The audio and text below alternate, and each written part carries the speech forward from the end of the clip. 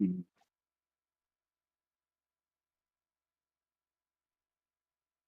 You texting it to me?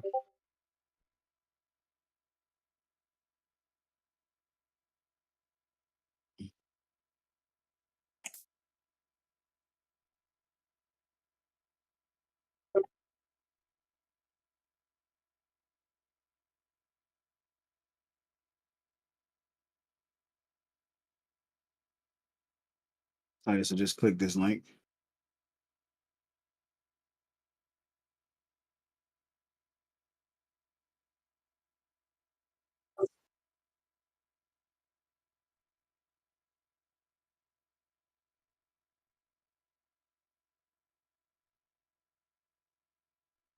Okay, I just don't see myself. Uh, yes, yes, yes.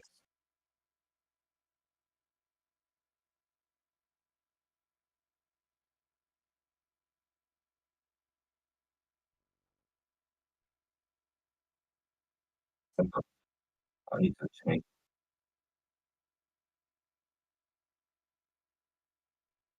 Yep.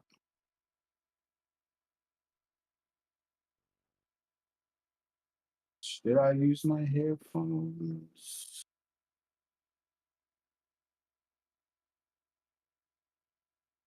I mean, I was using.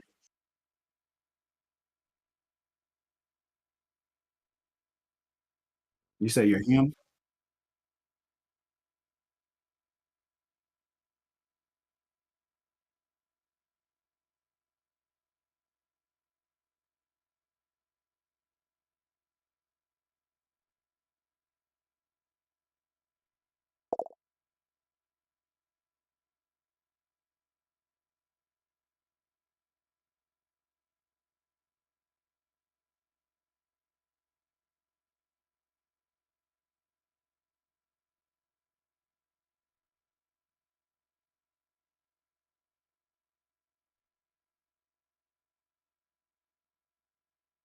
Uh, well, you brought up the tariff situation, which I'm not extremely versed in,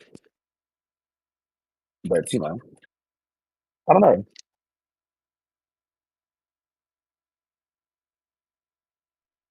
Sure.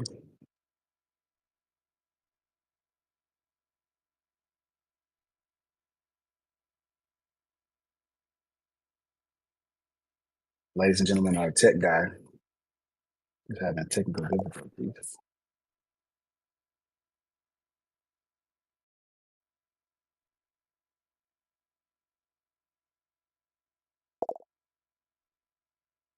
I'm not on mute, right?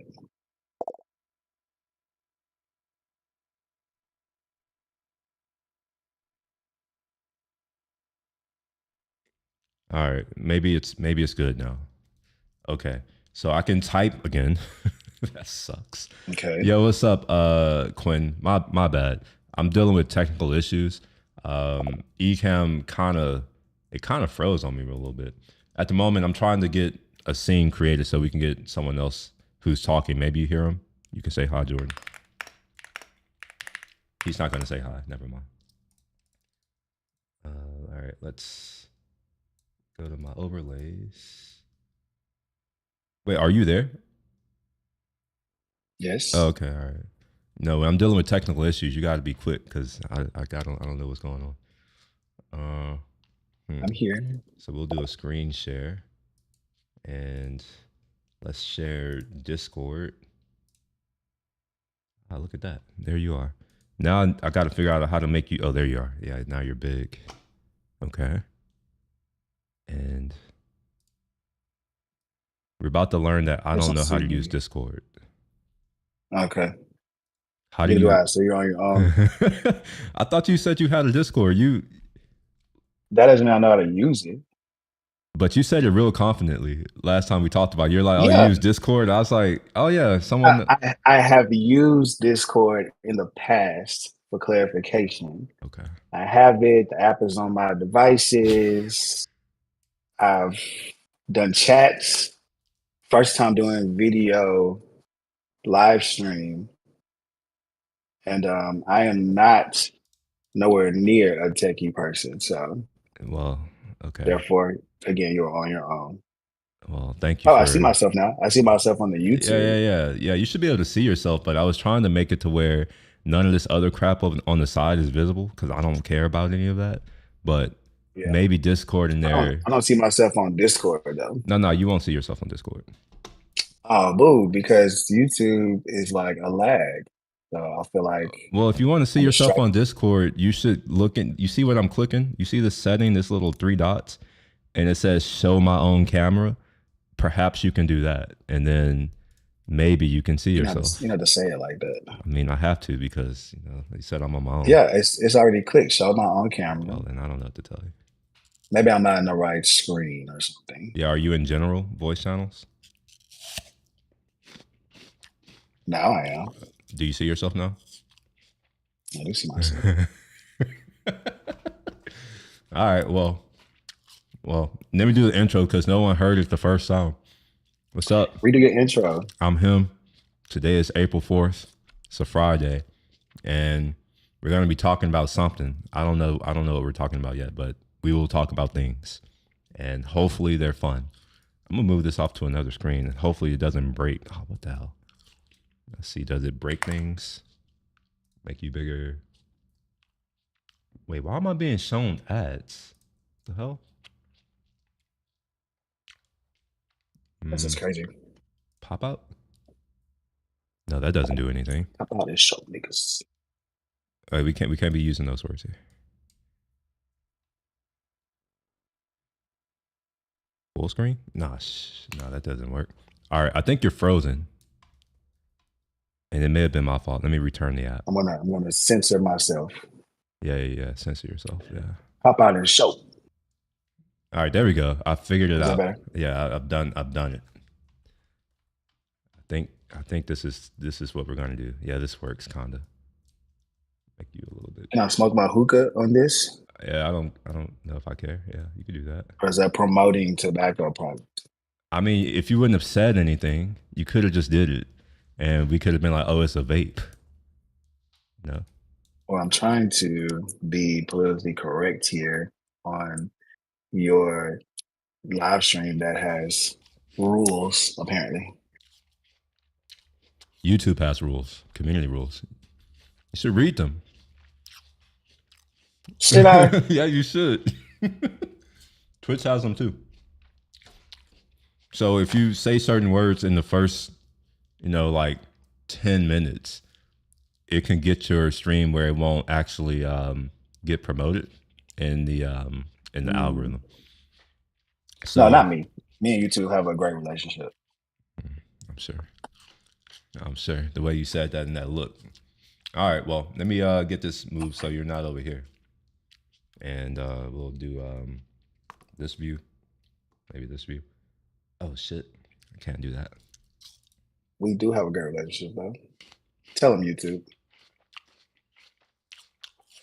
Someone will tell you eventually. I have to re-add you. I'm not gonna lie. If I would have used Zoom, we wouldn't be having any of these issues. Just saying. It's not your fault. I know it's me. It's me being broke. Someone didn't want to. Well, it's not that I don't want to. I do want to. It's just I'm poor now. I can't afford to pay attention. You're what? I'm poor now. I can't afford things. William, please. You're a millionaire. I am only that in people's imaginations. Maybe in the future. But right now, like, it's not in money that I can spend. I can't go to the grocery store and be like, hey, I have a lot of stocks and a lot of options and shit. You want to take these? I can't do that. I would have to sell them first, and I can't sell them right now. Hey, I know how money works. So I don't have money. That's the thing. I know how money works. Okay. What you tell the problem. That boy the other day talk about? We tell the boy the other day talk about. We talk about your favorite thing, money. I'm like, yeah. That's your favorite thing, yeah. My favorite thing is not money because it's taxed. No, you told the boy about me, like saying it was my favorite thing. Yeah, yeah, Anyways, yeah. It was your favorite thing. the joke has passed. Well, that's fine. Quinn, he says hello. You should introduce yourself because Hi. no one knows who you are. Well, I try to let you get through your intro, but my name, my God. You forgot it. Sorry, getting text Oh, messages. No, okay. people love pushing through my texts and my emails. Anyways, my name is Jordan Lee Harris, um, founder and CEO of Who's Who Public Relations. So I do PR and marketing. And I am a certified professional shit talker. You're And not I better feel than like I me. do that for a You're living. not better than me at I that. didn't say I was better than Okay, all you. I right. didn't say. See, I didn't say I was better than you. I just have to I throw that said out that I there. was certified and professional. And I don't know. I may prove that wrong. I may prove you wrong in this live stream specifically. All right. Well, that I'm gonna accept that How as a about that? challenge. I'm gonna accept it as a challenge. You accept it for whatever you want to accept it for. I just was giving my intro, and just like how you didn't want to be interrupted during your All intro, right, you my bad. interrupted All right, I me. get it. Go. I'll let you It's finish. done. My intro is done now. It's done. It's done. Thief. You sure? I'm gonna let you have some more if you want. You wanna? I may give other tidbits about myself throughout the live stream. People have to just stay tuned and to learn more things about me. Okay. How about that? Okay. All right. Well, we got a few things that we could talk about. I know we Mhm. could talk about anything, but there is some new stuff happening. Are you a TikTok user? Do you use TikTok?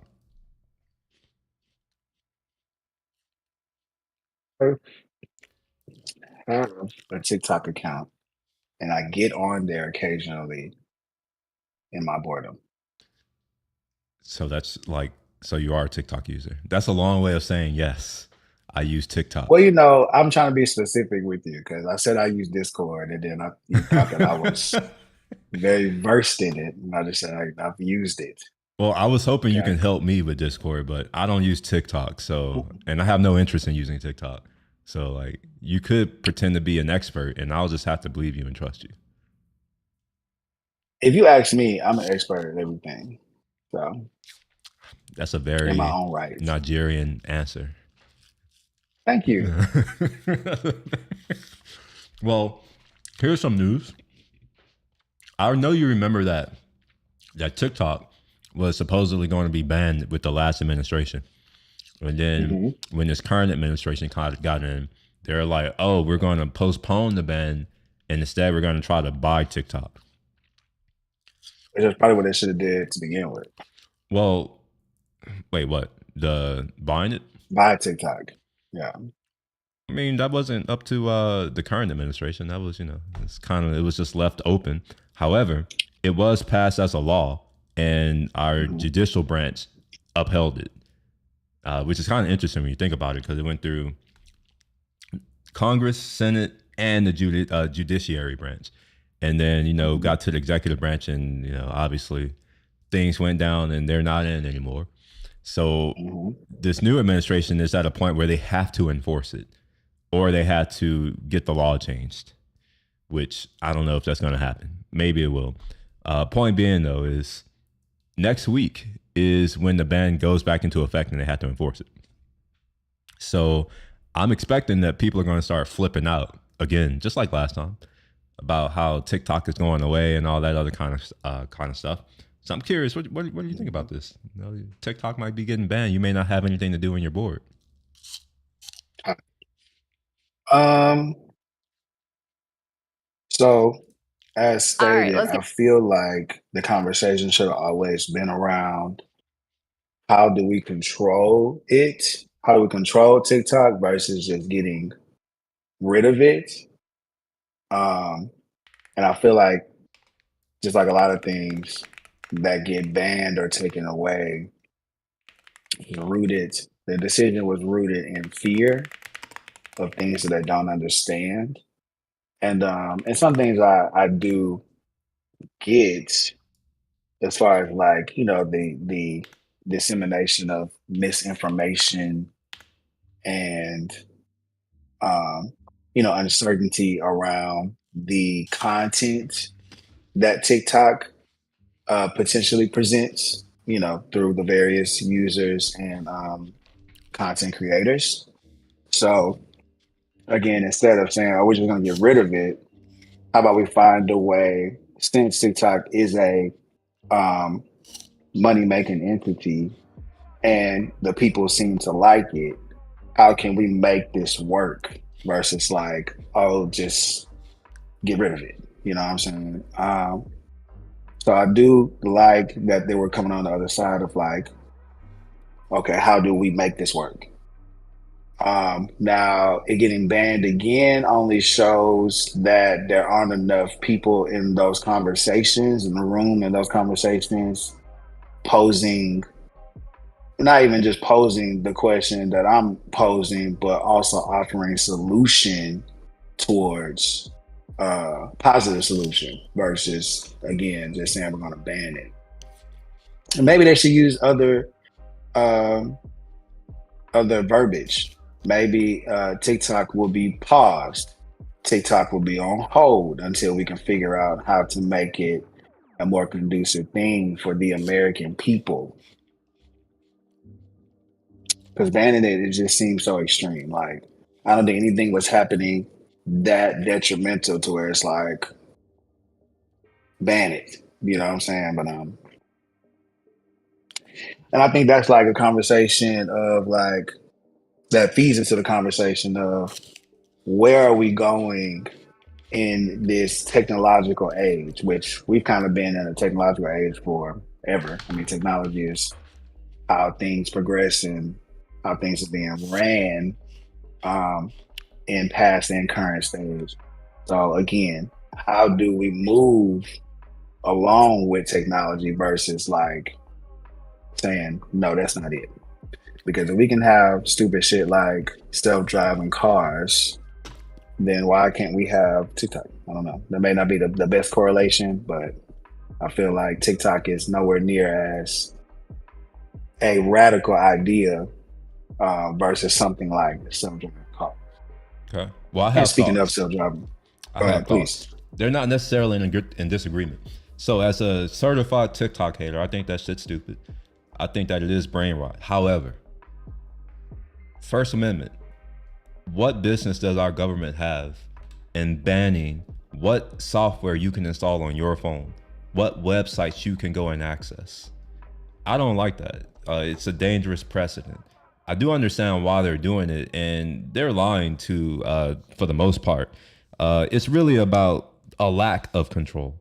You see, most of the technology that we use are owned by people here or people abroad. Like, they get to control the messaging.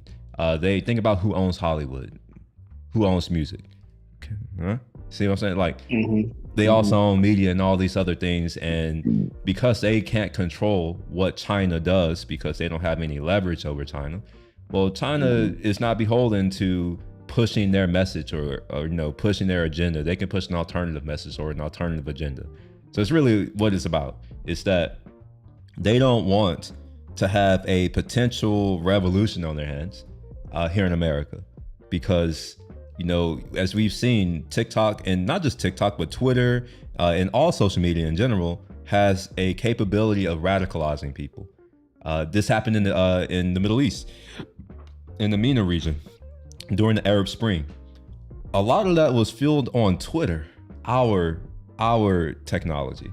So it seems as if they understand that this technology can be used to, change the status quo. And it's only fair if they are allowed to do it and no one else can.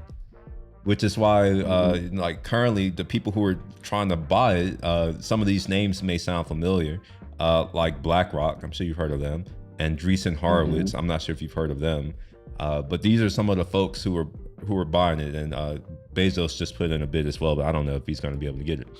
So I think it's more about they don't want a non-controllable entity to have so much cultural sway here in America and also in the collective West.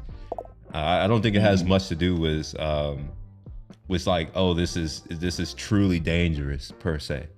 I think it's more in the capability. Yo, what's up, Cruz? How you doing? So I don't really know where we go from here, but I don't think a ban is the right thing to do. I also don't think a sell is actually truly possible.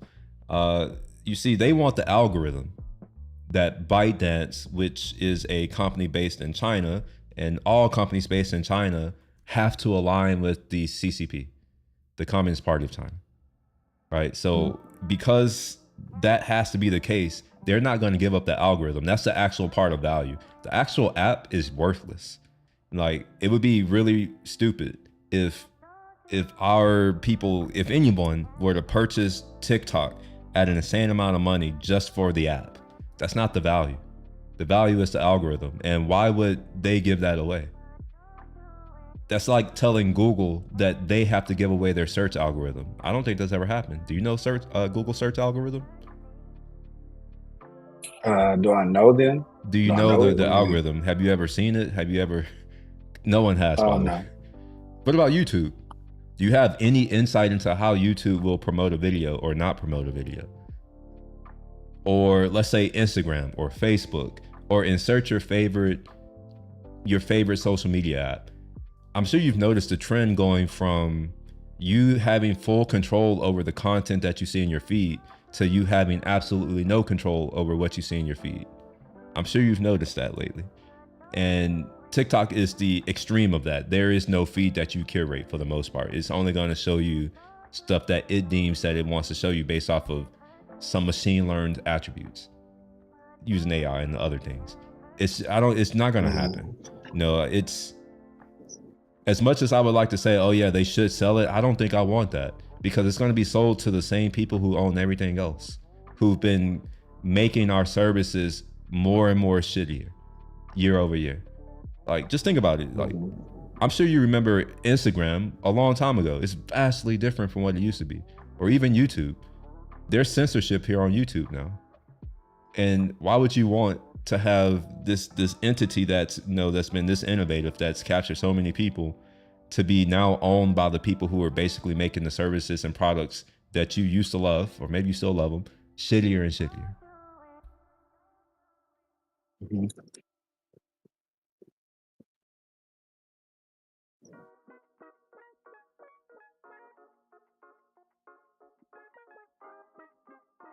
Sorry.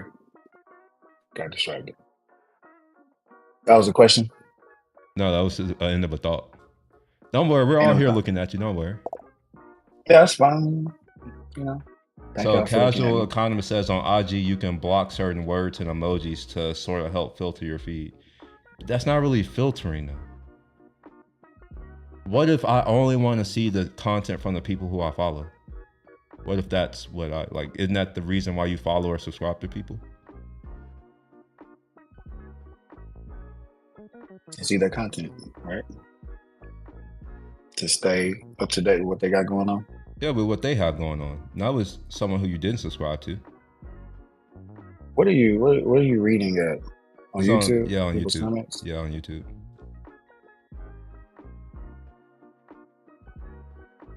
Well, it shows up on my screen, but it's also in the YouTube.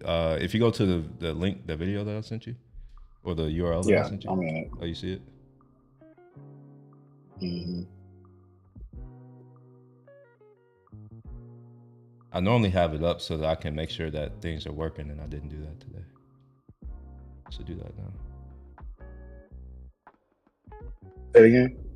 I'm talking to myself.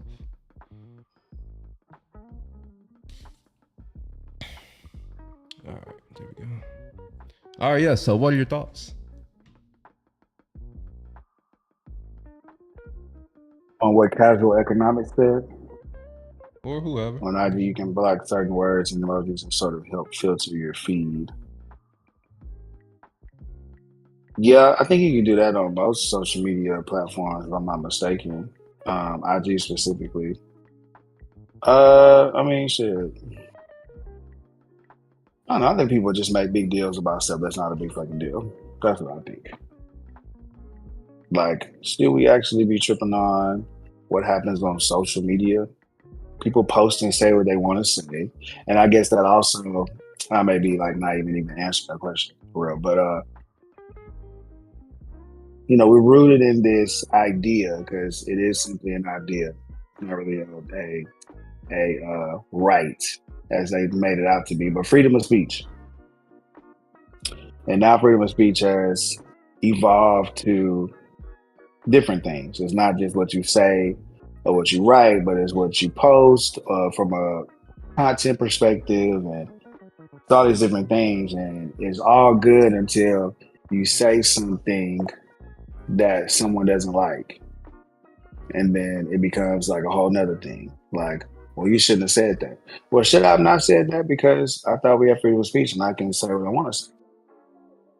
Well, I am hardcore in favor of that. Yes, you should be able to say whatever you want. However, other people can feel free to agree or disagree, or respond in however way they feel like. So if they want to say, "Oh, you shouldn't say that," that's their right to do it. Just like it's your right to say it anyways, and say, "You know what, fuck you. I don't care about your feelings." All right, it goes both ways. What I have an issue with is that yes, you say, "Oh, we shouldn't be too concerned about social media." Well, I don't like to look at it as social media.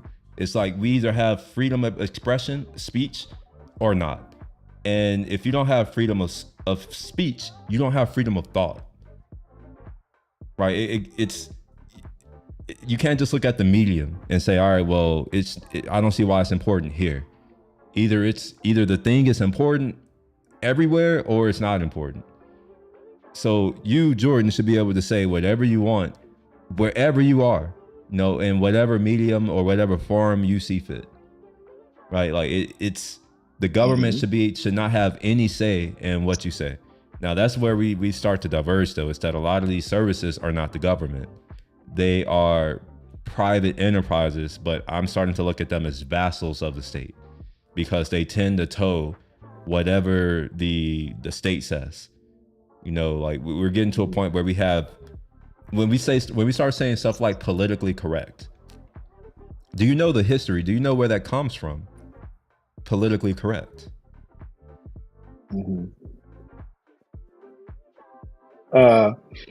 actually. No, I think about it. It has its roots in the USSR during the Bolshevik Revolution. That's when the communists, we'll just say that, like when communism was taken over in Russia and other places. I'm just going to say Russia, but all of USSR. It was this idea that people understood what was actually true or what was actually correct, but they understood that if they didn't say what the party or what the people who were doing things, if they didn't say what they said were correct, then they would be penalized for it, essentially. So political correctness was born out of that revolution. And it's very interesting that we've been borrowing words from, communist Russia, communist USSR, for a long time. Think about it. Like we have a border czar. I don't know if that, maybe it's lost on you. Maybe that flew over your head, but like, do you know where czar comes from? Like where does that word come from? What's the etymology of that word? No, don't know. Here, let's take a look. I misspelled the shit out of that. Oops. I did it again. God dang it. Why am I so difficult? There we go. Let's see here. An emperor of Russia. Here, I'll make it bigger so you can see it. Or maybe not. I'm using... Okay, there we are. Yeah, you can see it. This is where the word czar has its roots.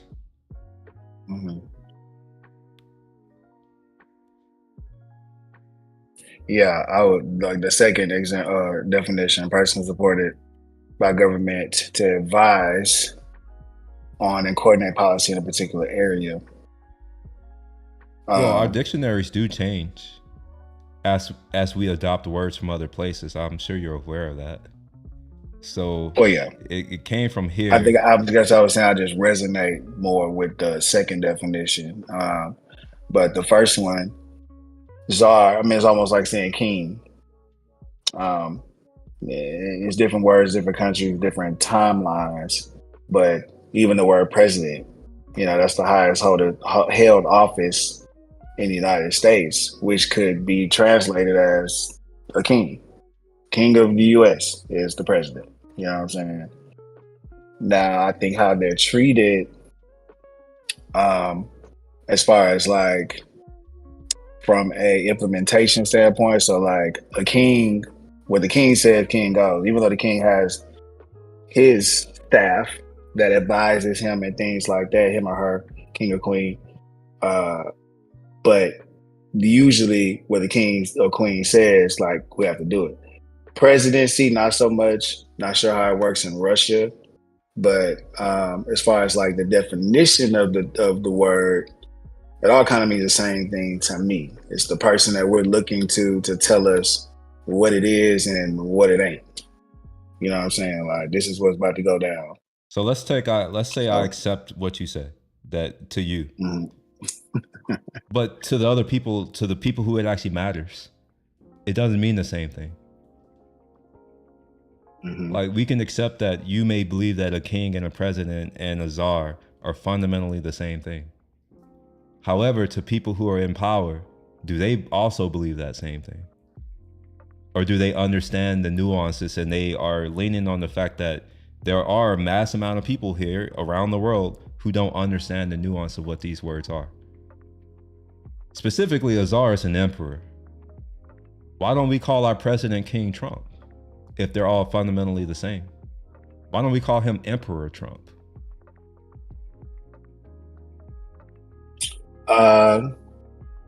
Because they don't want the people to feel like this is a, fucking monarchy. Or whatever the correct terminology is. No, well, we're definitely not a monarchy.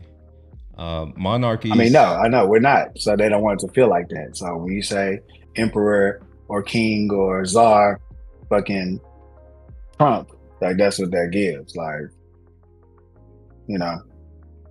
on the teeter-tottering monarchy or even tyranny.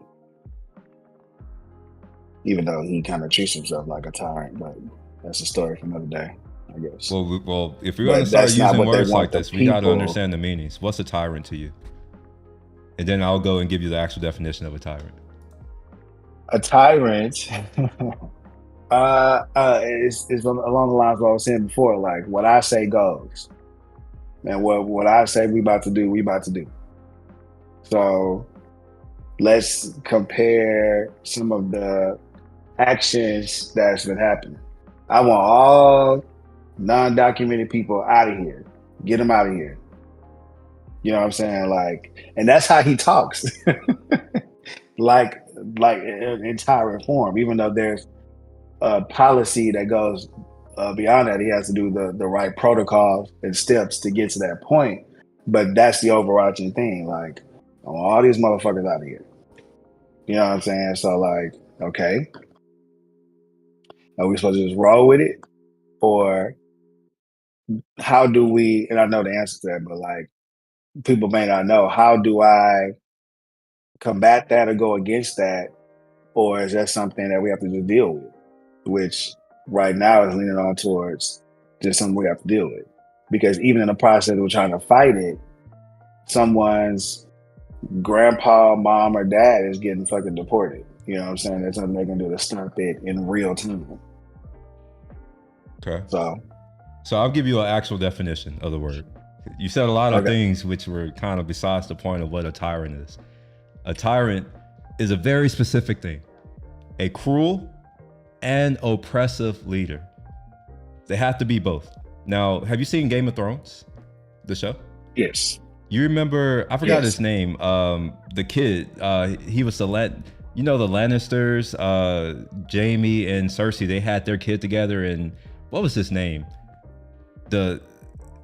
He became the king for a while. Joffrey. Joffrey. That's an example of a tyrant. It's not just what they say goes. It's absolute. And it is cruel and oppressive. we don't even have the system of government here in America for a tyrant to truly exist. Because let's say that, you know, Trump was like, all right, I want these certain things to happen. Well, if he's operating within the scope of his power, well, that's him doing his job as a president. His job as a president of the executive branch is to execute the laws of the land. Period. Nonstop. That's it. In our land, we have rules that state that you must come into our country legally. There's a process, you know, because we have a rules-based country. If you come into here and you break those rules, well, it's actually his responsibility, as well as any president's responsibility, to make sure that our rules are being upheld. So it's like, you know, yeah, you could say, oh, it's, you know, it's cruel or whatever. It's like, okay, fine, sure, I can accept that. Maybe you feel that it's cruel. However, you know, the law is the law. You know, think about if you were to break the law. What happens? Do we say, oh, well, man, like we shouldn't do this, or are people just going to be like, well, you broke the law? Well, I mean, if I break the law and I get caught, then I'll be prosecuted. Yeah, you're going to suffer the consequences. You're going to be held accountable. Yes. So that's kind of how I'm. It's like with the deportation stuff. It's like, hey, you came here illegally, you got caught. Okay, well, suffer the consequences. You know, just like when I got caught speeding. It's like, yeah, I could be like, oh, I'm a good person. Who gives a fuck? I was speeding, and I know that that's wrong according to our laws. I know that I'm not supposed to do it, and I did it anyways, hoping I wouldn't get caught. And here I am caught. Now, am I going to say, oh, you're being cruel and oppressive for enforcing the law? I mean, I could. No, you could, but that's not gonna fly, of course. But like, no. I'm just saying the way he goes about things is rooted in tyranny. But is it actually tyranny? Not necessarily. And that's because, you know, they seemingly do things the way that they're supposed to do it through policy and the steps and protocols it takes to implement the new law or the laws or whatever they're trying to implement. That's another thing that is worth saying, is that the president doesn't actually dictate law at all. Right. At all. Now he can say, oh, I want certain things to happen, but it's the legislative branch, Congress and the Senate. They are the sole group or the sole body that can create laws.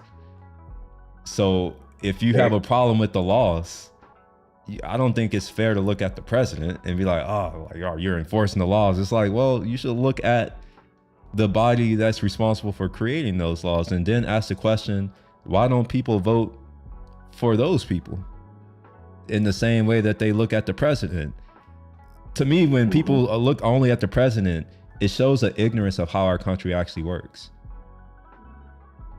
For sure. And I mean, we have the power to vote for those people, but everyone doesn't look at that. They look at like, okay, a lot of people just vote straight Democratic or Republican ticket. Not really true.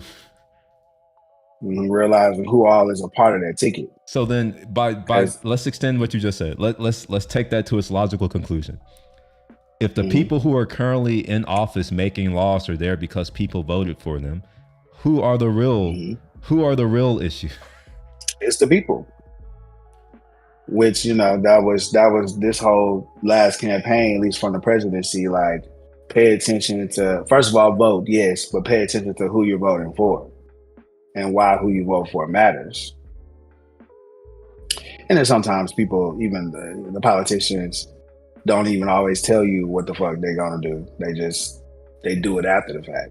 Well, yeah, like, of course. So you can vote for someone you thought, right. So it's a slippery slope regardless, you know, but paying more attention it's really about who you voted for, yes, and not by what they say they're going to do going forward, but what they've done in the past also is important, because that's telling of what they're going to do in the future. If you vote for a politician that has always been against illegal immigrants, you see what I'm saying, or something to that nature, what would make you think that they're going to change, their aspect going into they're voted for office or position, excuse me.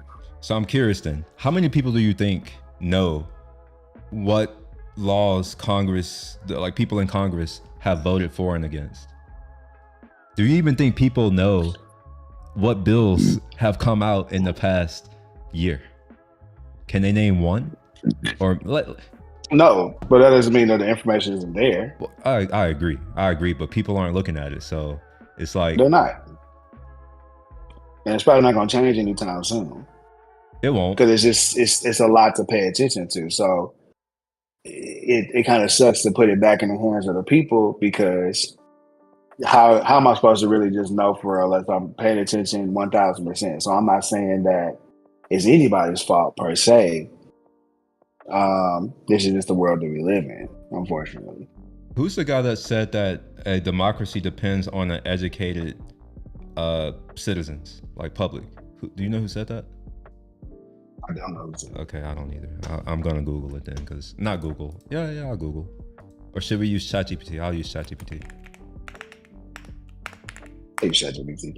Who? I use ChatGPT. All right. Well, we're gonna get some info from ChatGPT. So we'll say, who said a democracy depends on an educated public? This was like he was a Greek guy. That's what I understand. Like long time ago. Thomas Jefferson said it. Who else said it? Okay, the original, the OG. Origin, if I can spell. Greek guy. Let's hope ChatGPT can figure out what I'm trying to say. Yeah, so Jefferson said, if a nation expects to be ignorant and free, and the state of civilization, it expects what never was, what will never be. And then, Plato is the guy. Okay, so let me make this bigger for everyone, so that they don't have to suffer through my inability to read today. In the Republic, Plato argued that a just society depends on a well-ordered soul, and that governance should be left to philosopher kings, those educated in truth, reason, and virtue. While he wasn't a fan of democracy as practiced in Athens, he actually criticized it. He believed that education was essential for good governance. In his view, uneducated masses were easily swayed and prone to mob rule.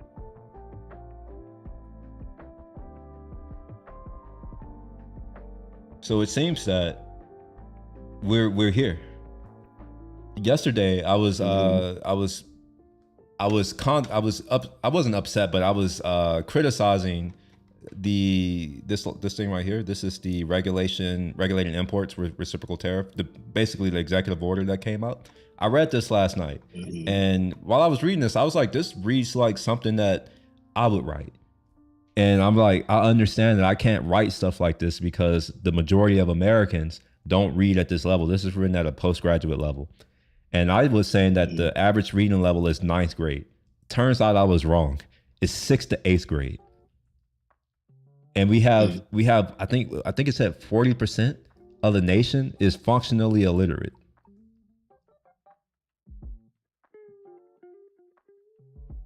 I mean, that's a really big thing. I mean, 54% of the U.S. Let me confirm cannot that. read above a 5th or 6th grade level. Let me confirm that. I don't.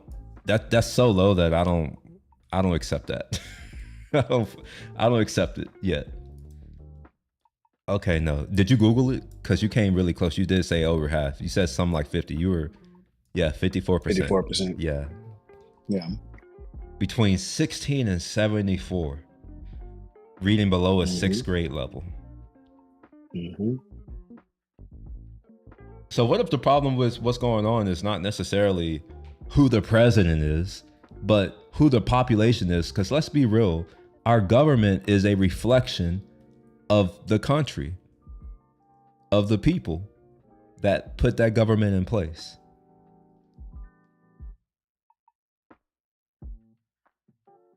You said who put it in place?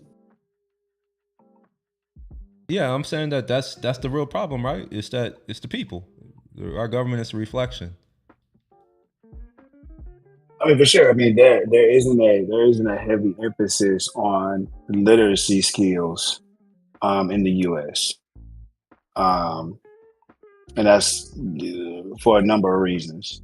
Um, I would love to break down the demographics behind that 54%. First and foremost, like who, what race, what areas, or like what areas within the U.S. and things like that. But it's things like how okay during the Bush administration, they did the No Child Left Behind, right? That was our So generation. that was our generation. So a lot of kids were being, passed through grade levels, and may not have been actually ready to go to the next grade level, but it was a No Child Left Behind thing. There's also the fact that third grade is the age and grade that students started getting funneled through or funneled out, or I want to say filtered through the prison school to prison pipeline, right? So it's like third grade is where they determine, are you going to be, a productive citizen, or are you going to spend the rest of your life in and out the prison system? And then there are a lot of immigrants and a lot of people that were here. I'm gonna just say here in the States already before the States became the States. So before there was a systematic education system, you know what I'm saying, or education industry. Like, what was their education like? Did anybody ever really learn to read? Did they pass that down to their next generations? Like, okay, that value, and I'm gonna just stick with literacy, learning how to read, and then also languages and different passages and stuff were not all the same thing before English became a thing. You know what I'm saying? Let alone if they were able to read in those other languages and things like that. Like, was it even a necessity? So it just hasn't caught up with itself. On top of, there is no heavy emphasis on making sure people's literary skills are where they need to be. Whose responsibility? And also that just kind of keeps whose responsibility? I think it falls on multiple parties. I think as individuals,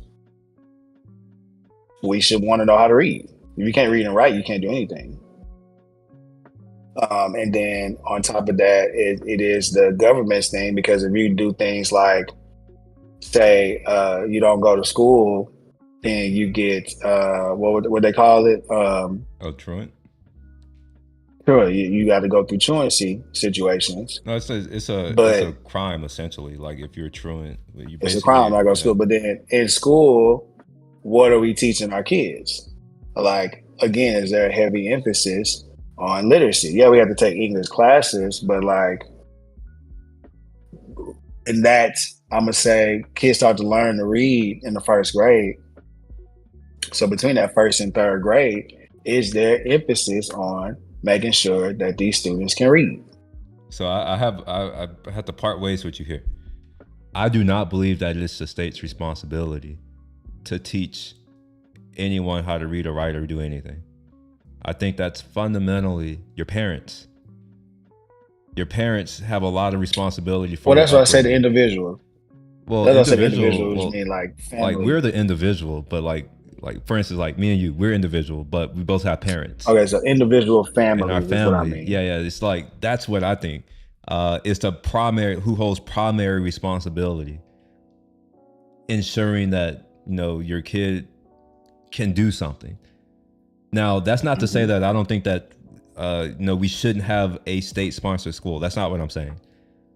I'm saying that it's the responsibility of the parent to make sure that all that stuff is effective, that their kid are actually going to school and not misbehaving and then fucking it up for everybody else, taking the things that they're learning seriously. One of my childhood heroes is Frederick Douglass. He proves that you don't need to go to a fucking school to know how to read. He was a slave and he learned how to read and write. And he became one of the most famous orators that this nation has ever known. Black slave. That is true. So I can't say, oh, well, you know, like, oh, they need to go to school. Nah. This is very much a cultural thing. If you have a culture that does not value education, you can't then push it onto the state and say, oh, you have to instill this in our children. It's like, no, that's your responsibility. You know, culture dictates a lot of things. And unfortunately, culture is broken in a lot of places. Now, you had a question about, you said it wasn't a question. You said you would like to see something broken down a little bit. So I have some information there. So literacy levels in the United States vary significantly across different demographics and socioeconomic groups. White adults, approximately 35% of U.S. adults with low English literary skills are white. So that's over a third. Next is Hispanics, which is about a third, over a third as well. Adults with low English literacy skills are Hispanic, with a significant portion being non-U.S. born. Black adults. Black students consistently score lower in reading assessments compared to their white peers. For example, in 2017, white fourth graders scored 26 points higher than black students. And then socioeconomic factors, income level. There's a strong correlation between SES and literacy. Children from higher income families tend to have a better literacy outcomes due to access to more educational resources and enriched learning environments. Educational attainment.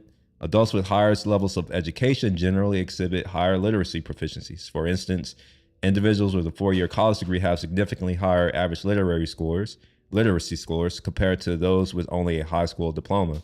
And then age and incarceration, because you brought up that. Older individuals are more likely to have lower literacy levels, reflecting historical differences in educational access and quality.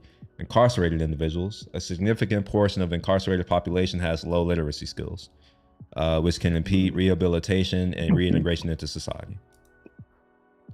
So, yeah, okay, yeah. I think this is a holistic problem, and it's to do with culture, I think, for the most part. I'll look at it this way. Let's say that you're in school. Who are you being taught by? Teachers. You're not being taught by the best people, is what I'm trying to say.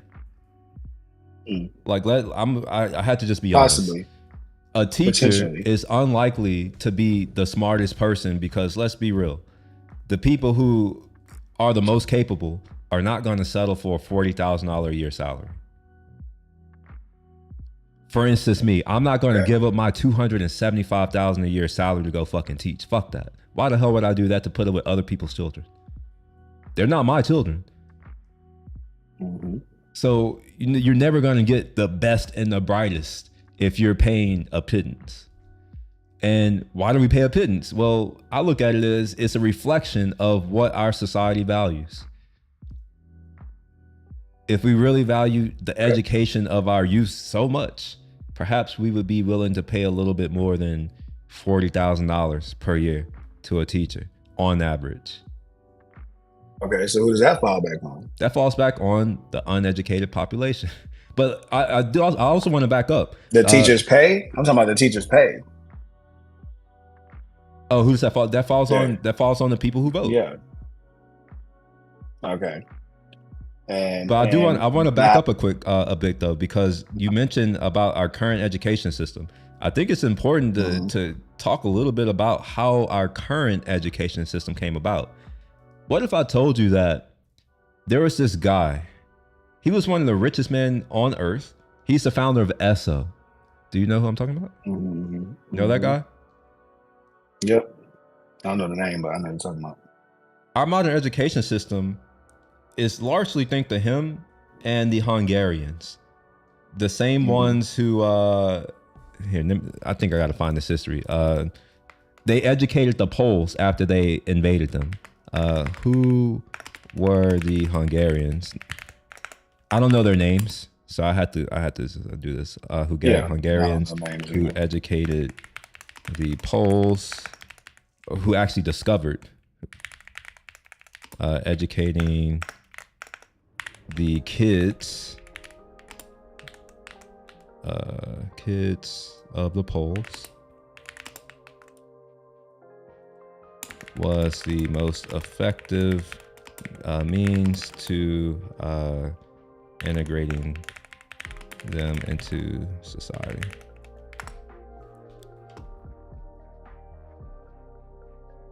Here we are. I'll need the name. This guy. I can't even pronounce the name. I'll try it. Joseph something. Edelvos. I'm still waiting for it to catch up on my end. Okay. So I can see. Oh yeah, it'll pop up soon. And Agustin. This for this work. This is why I can't remember because I don't even know how to fucking pronounce it. Agustin Trayford. Ildvos. Something like that. I'm gonna just say yes. I'm pretty sure we're butchering it. Anyway, so all right, Joseph. This was something that happened a while ago. Actually, give a summary of the history here.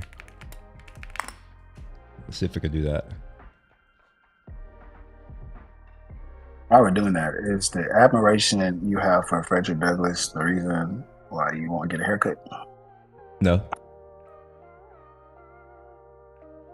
What, Frederick Douglass, he had haircuts. Have you ever seen pictures of him? I've only seen the big hair. You seen one. The big hair and big beard. What's wrong with hair, bro? Like, leave me and my hair alone. No, I'm just curious. No, you just got a haircut, and all of a sudden now you're like, how come you don't get haircuts? It's because they're expensive. Yeah, I keep a haircut. There was a time when haircuts were under $10, and I would get one every 2 weeks. And then they increased in price, and I'm like, I'm not going to spend more money. I will continue to spend the same amount of money. I'll just get less haircuts. I am the worst type of consumer you will ever meet, because I'm not going to just be like, oh, I guess I'll just pay the money. It's like, no, I'm going to pay the same amount of money. I'll just consume less. And at some point, it's going to be more expensive, and I'll just go without getting a haircut. I'm fine. It hasn't prevented me from getting or accomplishing any of my goals. Yeah. Like, not a single one. Now, people have told me, they're like, oh, if you don't do this and these things won't happen. I'm like, yeah, we'll see. And challenge accepted. And so far, I've been okay.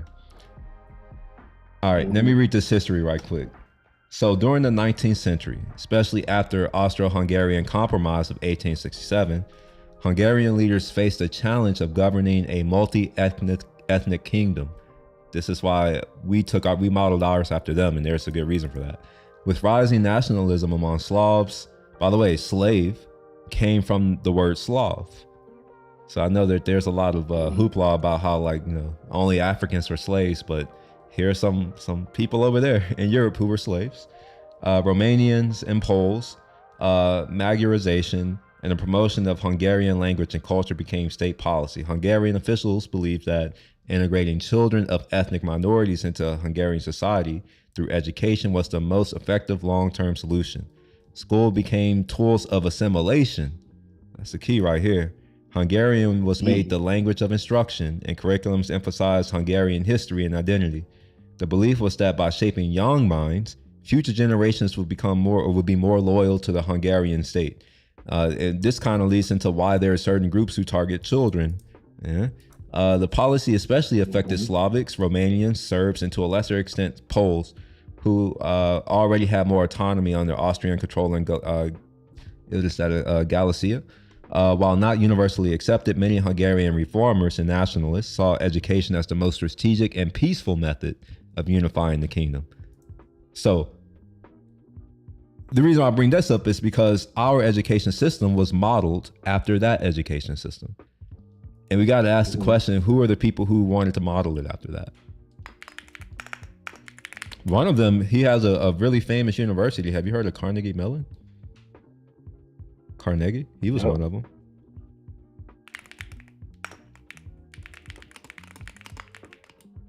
Yeah, you know. So I think you said something important just about the individuals. Oh, I said that and then piggyback, but then I'm agreeing with you also that we have to take it upon ourselves to fix that problem. No one's gonna come save us. Okay, I have more. In the 19th century, American education reformers sought models to improve U.S. school system. While the Prussian education system significantly influenced figures like Horace Mann, who advocated for standardized curricula, that should sound familiar, and professional teacher training, there's no substantial evidence that the U.S. educators specifically aimed to model American education after Austria-Hungary, but they did. The Prussian model's emphasis on state-controlled compulsory, that sounds familiar, we have state-controlled compulsory education, was more prominently adopted in shaping the American public school. What roles did the founder of ESSO and I'm kind of testing what is this thing called? OpenAI, and I'm going to give it a weird phrase. The founder of the Pittsburgh Steel Mill. Okay. Just to see if it's able to like make that connection.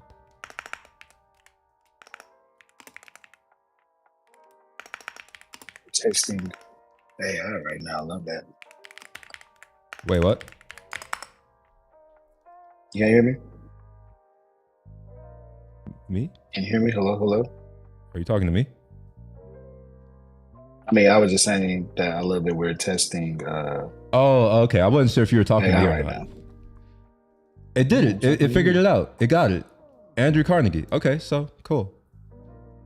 All right, well, so yeah, John D. Rockefeller, he had a significant role in changing how, or I guess like shaping our education system. So did Carnegie Mellon. I keep saying Andrew Carnegie. I'm sorry. CMU is living in my mind rent free. I'm sorry.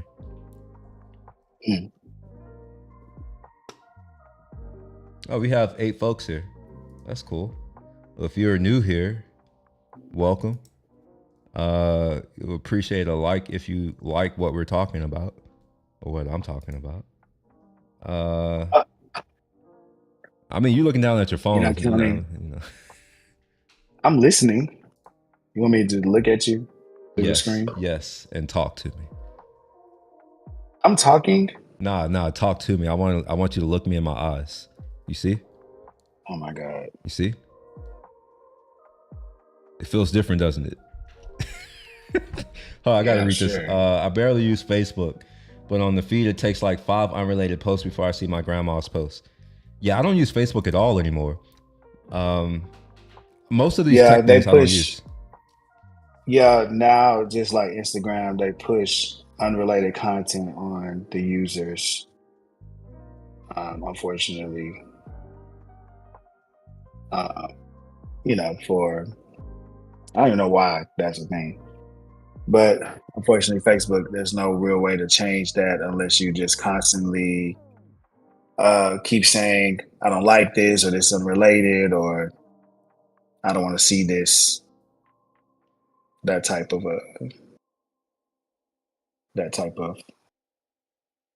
meticulousness. So we were talking about why our government's the way it is. And I think I made a point about education. Like, look at our population. And,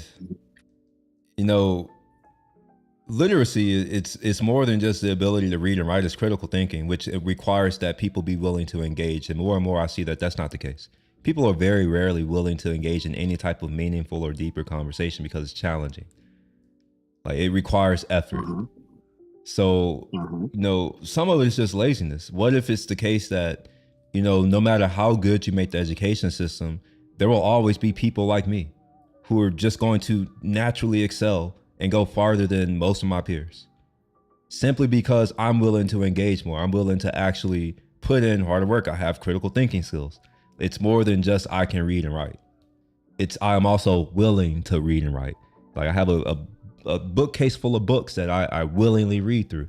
I have all these different interests and subjects that I willingly put effort into learning and bettering myself with. So how much of it is just, like, the world isn't fair, right? Like, there is no actual equality. I think that's a miss. We're all just seen as equal under the state, but that doesn't mean that we're all equal. Sure. I mean, but at the end of the day, it still starts with the ability to read and write.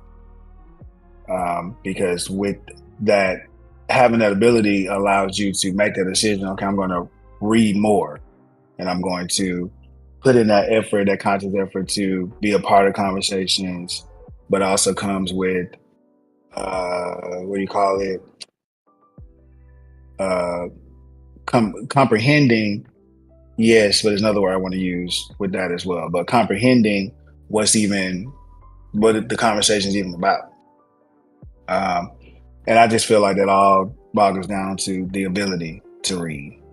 And so, still agreeing with you, if we don't take the time to do that and not wait on someone to teach us or to instill that in us, we're kind of instilling it into ourselves, then, we'll forever have that problem. I had to nitpick. Essentially. I had to nitpick. I'm not saying ability. Mm-hmm. As humans, we all have the ability to read and write and speak. Unless there's some physical abnormality. I can't talk right now. I'm about to say, unless there's some type of handicap. I'll use handicap for right now. Okay, so maybe it's not ability. It's a desire. I'm looking at it as it's a desire. I'm looking at it like a skill set. Understand. Yes. But what I'm getting at is like, what precludes what? Is it the desire that precludes the skill, or is it the skill that precludes the desire? It is a desire that precludes the skill, the skill. And I think some of the things that the organization I work with, called Reading with the Rapper, is creating that desire, essentially. So you have to have the desire, but then also the desire has to still come from somewhere as well. Because I think the people with the inability, meaning without that skill set to read and write, no one, or that it hasn't been instilled in them that, hey, this is important. You need to know how to do this. You know what I'm saying? So what you're saying, this is culture.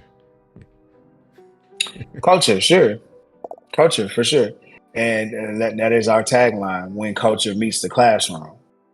So we're using hip hop culture and music culture to create that desire to want to strengthen your literacy skills. Because the students that we work with don't necessarily not have the skill set, but they're not strong. And so it becomes stagnant. So one of the factors or facts that came with one of our searches that stood out to me was for the Black student population, when we broke down the figures behind that 54%, they specifically said white fourth graders. And I just brought up the fact about. Oh, that's how you knew this statistic off your head. I thought you looked it up. Because you did say 54%. No. I was like, how did you know that? Because I didn't know that. No, that's something that I know. I've looked up before. Because that's the basis of the sales point behind why we do what we do and why people should pay attention or should buy into what we're doing. So that is a statistic that I already knew, including the third grade prisoner pipeline. Jimmy said, can it be both? I think he's coming from, I don't know what both is. He was talking about, can it be like, I think the precludes question, which is like, what precludes what? Logically, no, because preclude has a necessary order. That's just how things work. Like, if you're using another word, then sure. But precludes means one has to come first. But I'm also a believer that two things can be true at the same time, and I think that's how we kind of started this conversation. Like, you use the word preclude, but we started this conversation based on essentially whose fault is it? You know what I'm saying? Who do we turn to or look at when it comes to this low figure of literacy skills? Who is to blame? You know what I'm saying? And I think my initial argument is that it's both. It's both coming from the individuals / the families And I even throw culture in there on that side because that's where the individualism and even the family aspect comes from, or it may be influenced by, is culture. Um, and culture really can be on both sides because there is a hierarchy of people, right? And so that is still rooted in culture. I am up here, and me and this class of people, regardless of race, really, we have taken the time to do what we need to do for ourselves and our families. And our culture is to be uh, uh, to have emphasis and to be rooted in, I'm gonna just say, education, as a nucleus. We want to go. We want our children to have the best education. They go to the best schools, and we have tutors. We have all these things to make sure that we can do things like read and write, amongst the other things, of course, math, science, whatever the further interest is. But education as a nucleus, to me at least, is all reading and writing is also a nucleus as well. Like, I really believe if you can't read and write, you can't do anything else. You got to be able to read that math problem or those science facts in order to understand what you are doing in math and science. Even in making business deals, you can't read a contract, let alone comprehend it. Then how are you supposed to make the best decision on what you're signing? You know what I'm saying? So like, reading and writing, or reading specifically, is the nucleus of a lot of things. So I do think it can be both. I don't think that we should try to point fingers. I'm not saying that's what we're doing, but point fingers at either which side. I think it's changing the mindset. All right, well, let me rephrase what I mean by responsibility, because someone has to do it. So are you saying that it's incumbent on, are we saying that we have to force other people to spend their time and their energy to educate your children? Or is that your responsibility to do that? You see what I mean? It's like, because when we say responsibility, it's like ultimately who is the person where the buck stops, right? Are we saying that we get to compel other people to spend their time and their energy to teach your kids? Yeah, I still think it's both. I think that sounds like slavery. I think the opportunity should always be there, which it is. But I think that when it comes specifically to literacy, because that is a problem, and I even keep it centralized to our part of the world, the United States, that is a problem, right? So giving more opportunity and more of a platform for it to be fixed is one thing. Because if we're saying that education is, yeah, you can homeschool your kids and whatever, that's an option as well. But for the people that don't have that, or they can't homeschool, and we're making it a priority or a I want to say like a necessity is even a better word I want to use, based on kids have to go to school, right? You have to send your kids to school, or otherwise there are consequences to not sending your kid to school. So okay, if it's imperative for me to send my kid to school, then I want them to have the best education, right, that they can get. And then even based on other things you brought up, like the pay for teachers, are they the most qualified, this and that for it, I think that furthers the point. Like, okay, we're making it imperative for kids to go to school, which means they need teachers. We need to pay these teachers an adequate amount of pay for them first, to. When you say we, can you be specific? Who is we? We, again, is this country. In this country, like, who specifically? We make, because I think it's important to like pinpoint the government. Who in the government wants the government. Whoever writes that policy. It was corporations. That's what I'm trying to get. That's why I'm like, it's important to know who. I have it on screen, by the way. It's important to understand who were the people driving this and what were their incentives for doing it. They wanted workers for their factories. They are people like John D. Rockefeller and Andrew Carnegie, and others. There are others. They wanted factory workers. So they lobbied the government to change our education system after this Prussian model, and to make it compulsory. But their goals are not necessarily your goals. Their goal isn't to have a truly educated population. They need people who are capable of following instructions and in operating the things that they have. It's not necessarily 1,000%. So I think it's important to just I think that's look the at problem. the incentives. Yeah, here lies the problem. But you understand that's not a we, right? Education. You understand that's not a we though, right? Okay. That's a they. Okay. They. Okay, I'll change it to they. I'm saying we because it's going to take all of us to make this happen. But yes, they were the ones who created the education system that we are in right now, right? And I think it's time to change it. And so here again, the we. So what are we going to do to change that? I would say nothing. Here's why. Large groups of people, even though technically they have a lot of power, potential power, they have very little power because large groups of people are fragmented. They're divided. These people who established this new education order were the richest people on earth ever. Mm-hmm.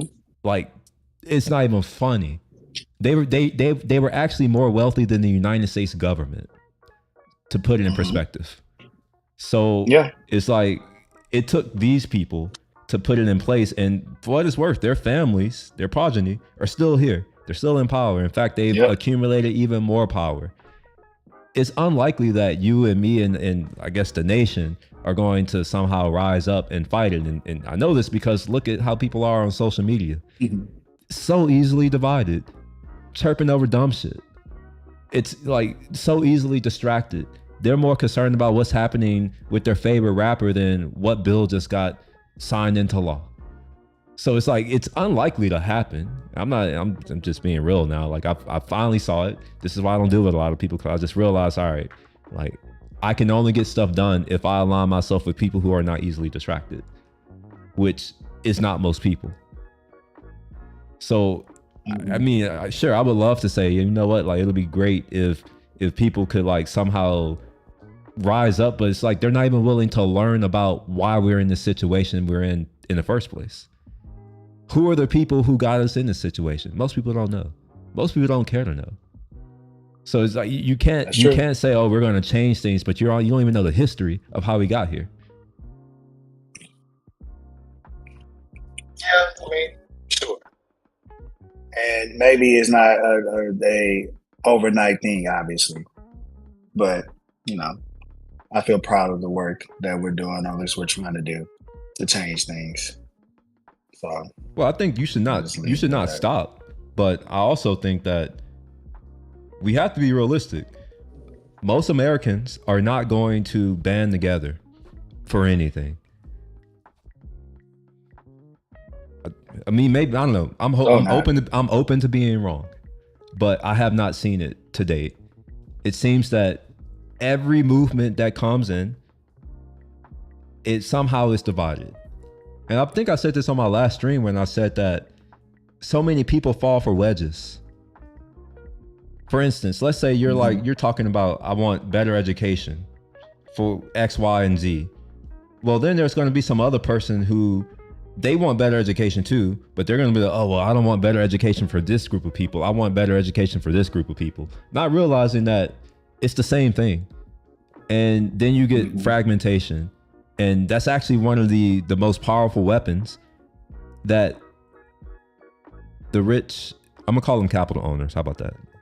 The capital owners, that's their biggest weapon. It's the fact that there are few of them, and they understand that if people like us understood that we actually have more potential power, if we get to that point, they're done for. So what do? Well, they buy up all the media companies and make sure that they are telling you and I all these things to get at our emotions. This is why I don't think it's possible, is because as long as humans, most humans are emotional, they respond to their emotions. It's unlikely, because all it takes is someone to say something and sow a seed of doubt, and then all things fall apart. I was talking to my friend last night about why I don't vote. Right? I don't know if you know this. but I was telling him why I don't vote. And I told him that there's this thing called divide and conquer.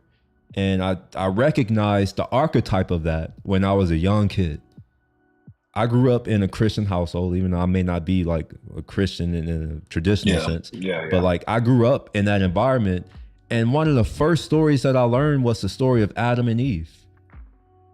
And the first story is how Lucifer went to Eve and sowed doubt into her heart so that she would partake in the fruit and convince Adam to do it to draw them away from God, which is divide and conquer. So it's been around since the beginning of, I don't know, like I'm gonna just say beginning of time, but it's like from a long time ago, since we were able to capture stories and write about them.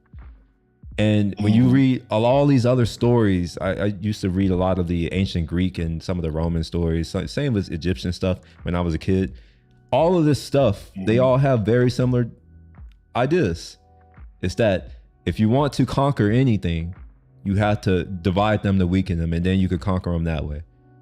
And it's interesting that we use the same concept in computer science, because I remember when I was in my CS course in college, and they brought up divide and conquer, and that was the first time that I had realized that it's also exploited mathematically and how effective it is. And this is what's fueling my doubt and will ever be able to get enough people together on the same page, is because, well, for one, it exploits humans' most base desires. The only people who are incapable of being exploited by it are the people who don't like live by their emotions. But I don't think anyone's truly incapable of being exploited by it. Even me. I'm not saying I'm like the most emotionalist person, but I'm sure you know me well enough to know that I'm not that emotional in a sense. There are people who are even like worse than me. And I'm pretty sure that you can still sow seeds of doubt into their hearts to divide them from whoever. So I don't know, this is where I'm coming from. It's not, I don't know, it's not necessarily saying that I don't think it'll work because we're not good enough per se. It's just that I've read too many stories to, you know, it's a lot of prior art history.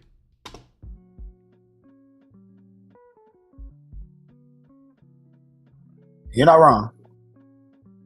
Well, You're that 1,000% wrong. That doesn't mean I'm right either, though. That's the thing. Like, there's still a chance. There's a chance that it could happen, but I don't know. I've become cynical. You know, I no longer have faith in humans to not be humans, which is why I say you got to look at incentives. That's actually the most profound shift in my mindset that's happened over the past decade, is that I shouldn't even say stopped. I started looking at incentives instead of everything else. What does a person have to gain? So now that I view the world that way, if I want to accomplish something, I know that I had to align incentives with the other person to get them on board. And sometimes I have to like take a strategic long-term view, which is, you know what, like maybe we have differing goals or incentives. I'm willing to forego mine because I know that in the future, like I can accomplish this thing by foregoing what I want now. But that's also, and I think that's called an act of faith, I think, which, you know, in our current society, that seems to be lacking these days. Understatement. I feel you. I don't know. I hope the kids take their reading more seriously. That's all I hope for. I hope the people pay attention more to what they're voting for. Yeah, and I hope that we can survive. Well, what do you think with AI now? With AI, I don't even think that it's, I think it's only going to get worse. Like, let's say that, yeah, you can read. I don't think reading is the most important thing, believe it or not, because there have been so many people who didn't have that ability who accomplished amazing things that contributed to society in very meaningful ways. I think decision-making is the most important thing, critical thinking. And we are now seeing a whole generation delegate that to a machine. Yep. And putting all of their trust into it. So Okay. maybe the problem isn't even whether you can read or write. It's just like, no, that's still an issue. Because reading supports critical thinking and decision making skills, for sure. And so if we continue or even go deeper down that hole of not leaning on our own skill sets, which should include being able to read, and empower it to technology, aka AI, then yeah, it's gonna get worse, for sure. Cause hell, I feel like I have critical thinking skills and I still use AI for sure. Big time. Like the way that, part of what I got to do is write press releases, and I just be like looking at the goddamn computer screen, and I'm just like, okay, I need help. I need at least a starting point. And I would use ChatGPT to at least give me a starting point. Now, am I copy paste and sin? No, I still got to go in and edit and make it make sense. I like it to feel more human, and there's certain words that ChatGPT likes to use that feels like ChatGPT. You know what I'm saying? So gotta go and doctor it up a little bit. But writing a press release from scratch, I haven't done that in over a year. I've not done that. And I felt some kind of way about it at first, because I used to literally write my press releases from scratch, like blank screen, type it all out. And I'm just like, so I look at it two ways. Like, why not use this tool to increase my proficiency?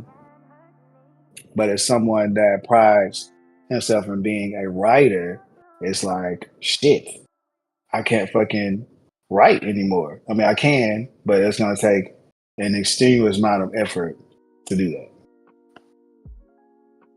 And I've given in. I'm just like, I'm just always gonna at least get some framework, some outline, a starting point on things like specifically press releases or pitches or whatever is requires me to write something out. But I will say, if I still did not have those critical thinking skills, comprehensive skills, or have some kind of skill set rooted in being able to read and write, I wouldn't have a job, because you can tell when ChatGPT writes something, and people, at least right now, feel some kind of way about that. And it might even getting my point across 1000% based on if I was just to let AI create all my content. Is it doing what I needed to do?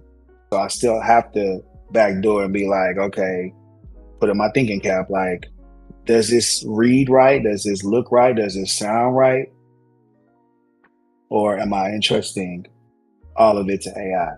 I have not gotten to the point where I'm entrusting it all to AI, but AI does serve me extensively when it comes to that particular part of my business. So I have 2 points.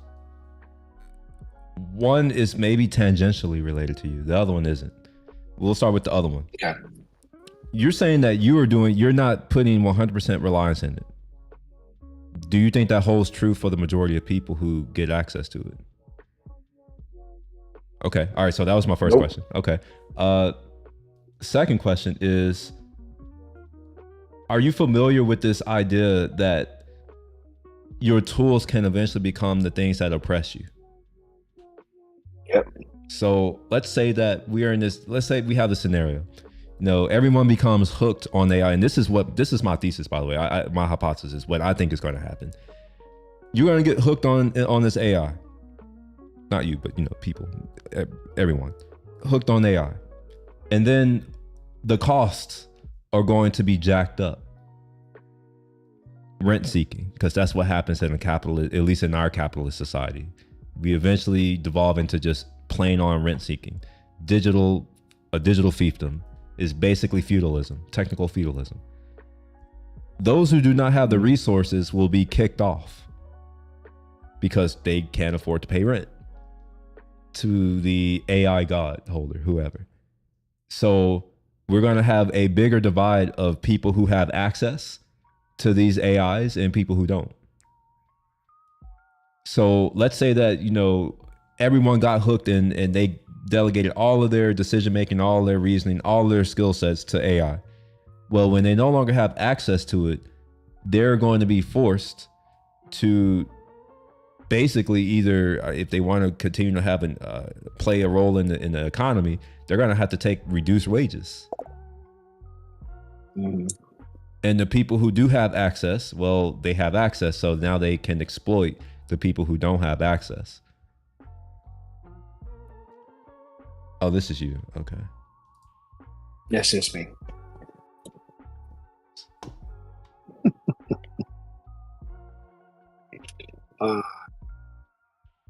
Yeah, I mean, that's been a conversation for years now. Like, is technology going to take over our jobs or create less jobs for humans, and make it not a necessity for humans to be there?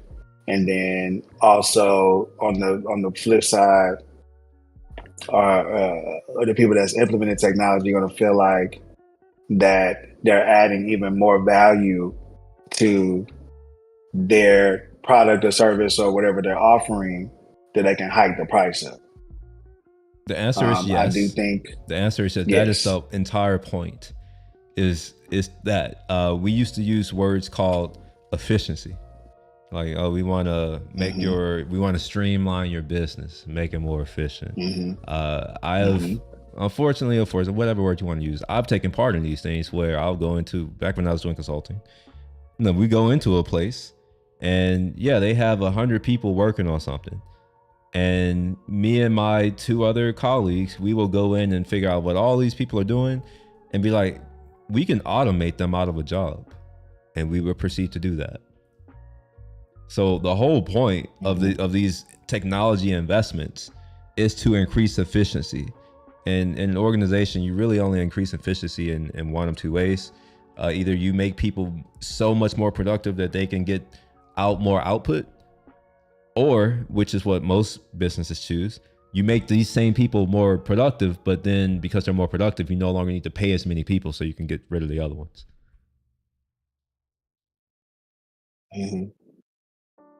Yeah, that's not on. So what are we going to do about it? Is there anything we can do about that? I will probably continue to automate people out of jobs.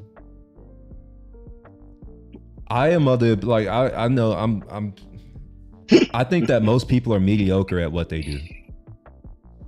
Just being straight up. I think that most inefficiency is because people are mediocre at what they do. So it's like, if you're going to be mediocre at something, that must mean that you don't want to do it. So why should I not, like, to me, that's actually love. Okay, well, I love this person so much that I'm going to help them. I'm going to liberate them from doing things that they don't want to do. So if you're someone who you're mediocre at your job because you don't love it and you're complaining all day, okay, well, I'm here to try to help you not have to do that job anymore.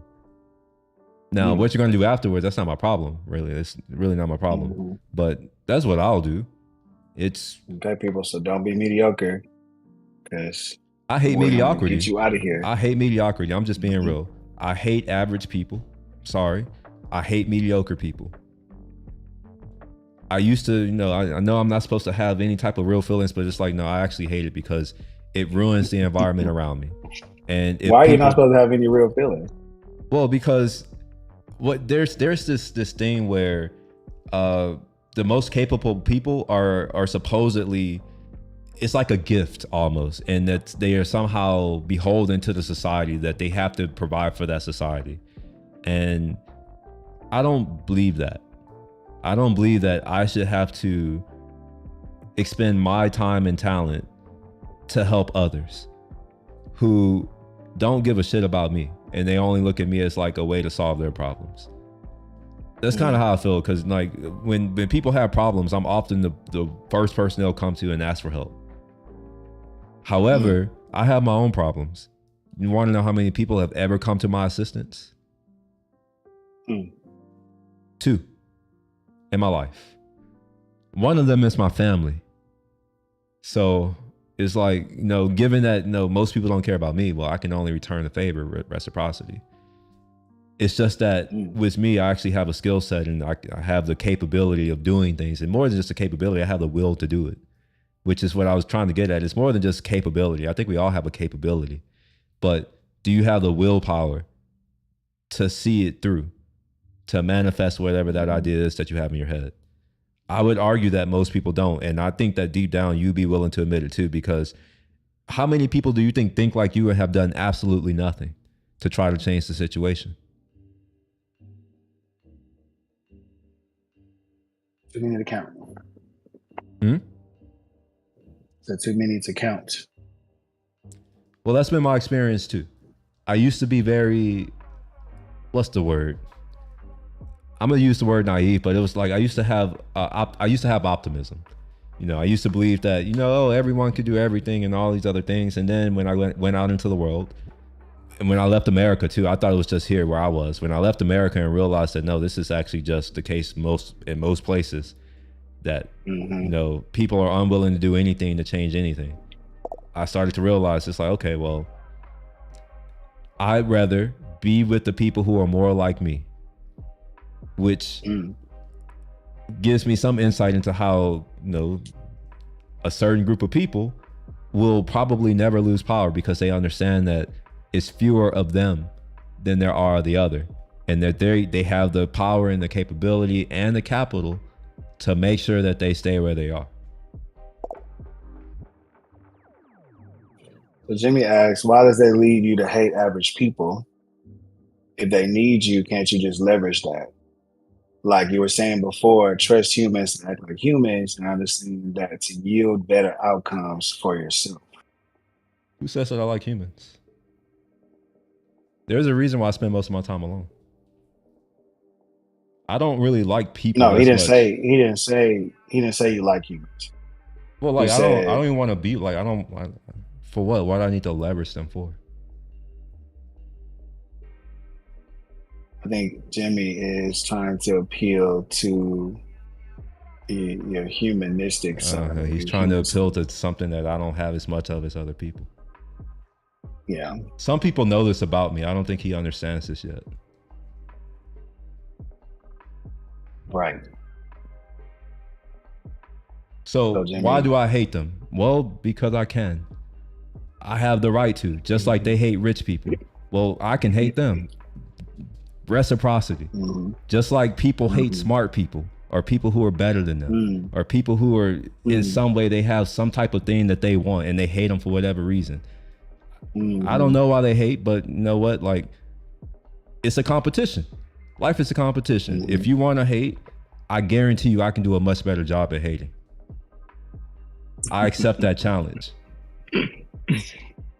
So it's like, that's my reason, because I have no reason to love them. It's straight up. Like, give me a reason to love them. I love my family, and I love my friends and the people who are around me who I deal with. Outside of that, it's like, and maybe hate's the wrong word. Maybe I should say apathy. How about that? Is that better? Apathy? I mean, sure, but you're entitled to feel how you feel. If you hate, don't like, or have apathy towards average people, then that's just what it is. I think your explanation of why, I think, is the more important answer. So Jimmy said, I guess I just understand what you get from hate rather than be indifferent. Well, yeah, that's why I just said maybe apathy. We could use that word. I think Jimmy just doesn't like people hate other people, but it's understandable. I mean, that's fine. You know, some hate is I'm going to go and do something to you, and some hate is stay away from me. I am the stay away from me type of hate, There's which is levels why I to say hate. maybe apathetic is the better word, or indifference if you want to use that. They're the same thing. Like maybe that's the better word, where it's just like, you know what? If you want to be mediocre, fine. I don't have to be near you. Stay over there. Keep your mediocrity over there. And I think we all do it. Like you've had a lot of people who you've interacted with, Jordan, over the years. How many of them do you keep around? Not a lot. Someone else pointed that out to me last night, actually. I know a lot of people. Do I keep them, or do I allow them to be close to me, or keep them Yeah, around, that's what as I you mean. said? Yeah, that's what I mean. Yeah. Because keep around is one thing, because I pride myself in keeping healthy relationships with people. But do I allow them to be in my space or be personal? That's not for everyone. No. And I feel like everyone should move like that. No, everyone is not allowed in your personal life. And that includes your space and knowing things about you, having access to you. No. Was I that consider myself developed to be fairly like over time? Like, well, I think it's been refined. yeah, that's But developed, well, that's what I no, mean. That's because what I mean. It says like, you know, like, well, context, that conversation was rooted in my sign, my astrological sign, and how Scorpios specifically move. So no, it wasn't developed. It was this. That's just, I've been like that since birth. So to my point, refined though, yes, because I never want someone to, and not to say I care per se, but there is value within not making someone feel like I don't fuck with them. You see what I'm saying? Like another point the young lady made was that she was like, a lot of people probably feel like they are friends with you, but are you friends with them? And no. I use the word friend. I don't use the word friend loosely. My friends are my friends. there's acquaintances There's and there are friends, right? acquaintances. There is we have different words for, which is important. Right. And I guess I use the word acquaintance more often. No, really internally. I don't really refer to someone like meet my acquaintance Will. You know what I'm saying? Like I would probably use the word friend, but there's different level. Well, not to use your name because we are friends, but actual friends. But like, I probably wouldn't even use the word friend at all, to be honest. Hey, just meet this person. This is Will. And not to use an example, but this is Will. This is such and such. You know, if I'm introducing someone, but as my actual friend, I probably would use the word friend. Oh, this is my friend Will. You know what I'm saying? Woo. But to her point, no, that is not reserved for the masses. Even if I do know you very well, it depends on who it is, for sure. Well, I developed that. I developed when I'm using in the same way in the sense it's refined, but I used to be a lot more open to people, a lot more open. You know, when people would ask for help, always willing to help. But you know, I'm 36. Just so you know, Jimmy. I know you're a lot younger than me, but I've had interactions with more people than you. Right?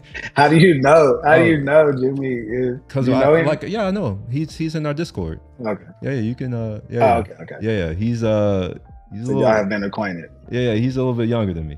So it's like I've had interactions with more people across more different areas than you have, and it's just like and I'm sure you're someone who's like this right now, right? Where it's like you're probably one of the smarter people in your sphere, and people come to you for everything, or maybe people don't. I don't know, but that was me when I was coming up. Everyone came to me for everything.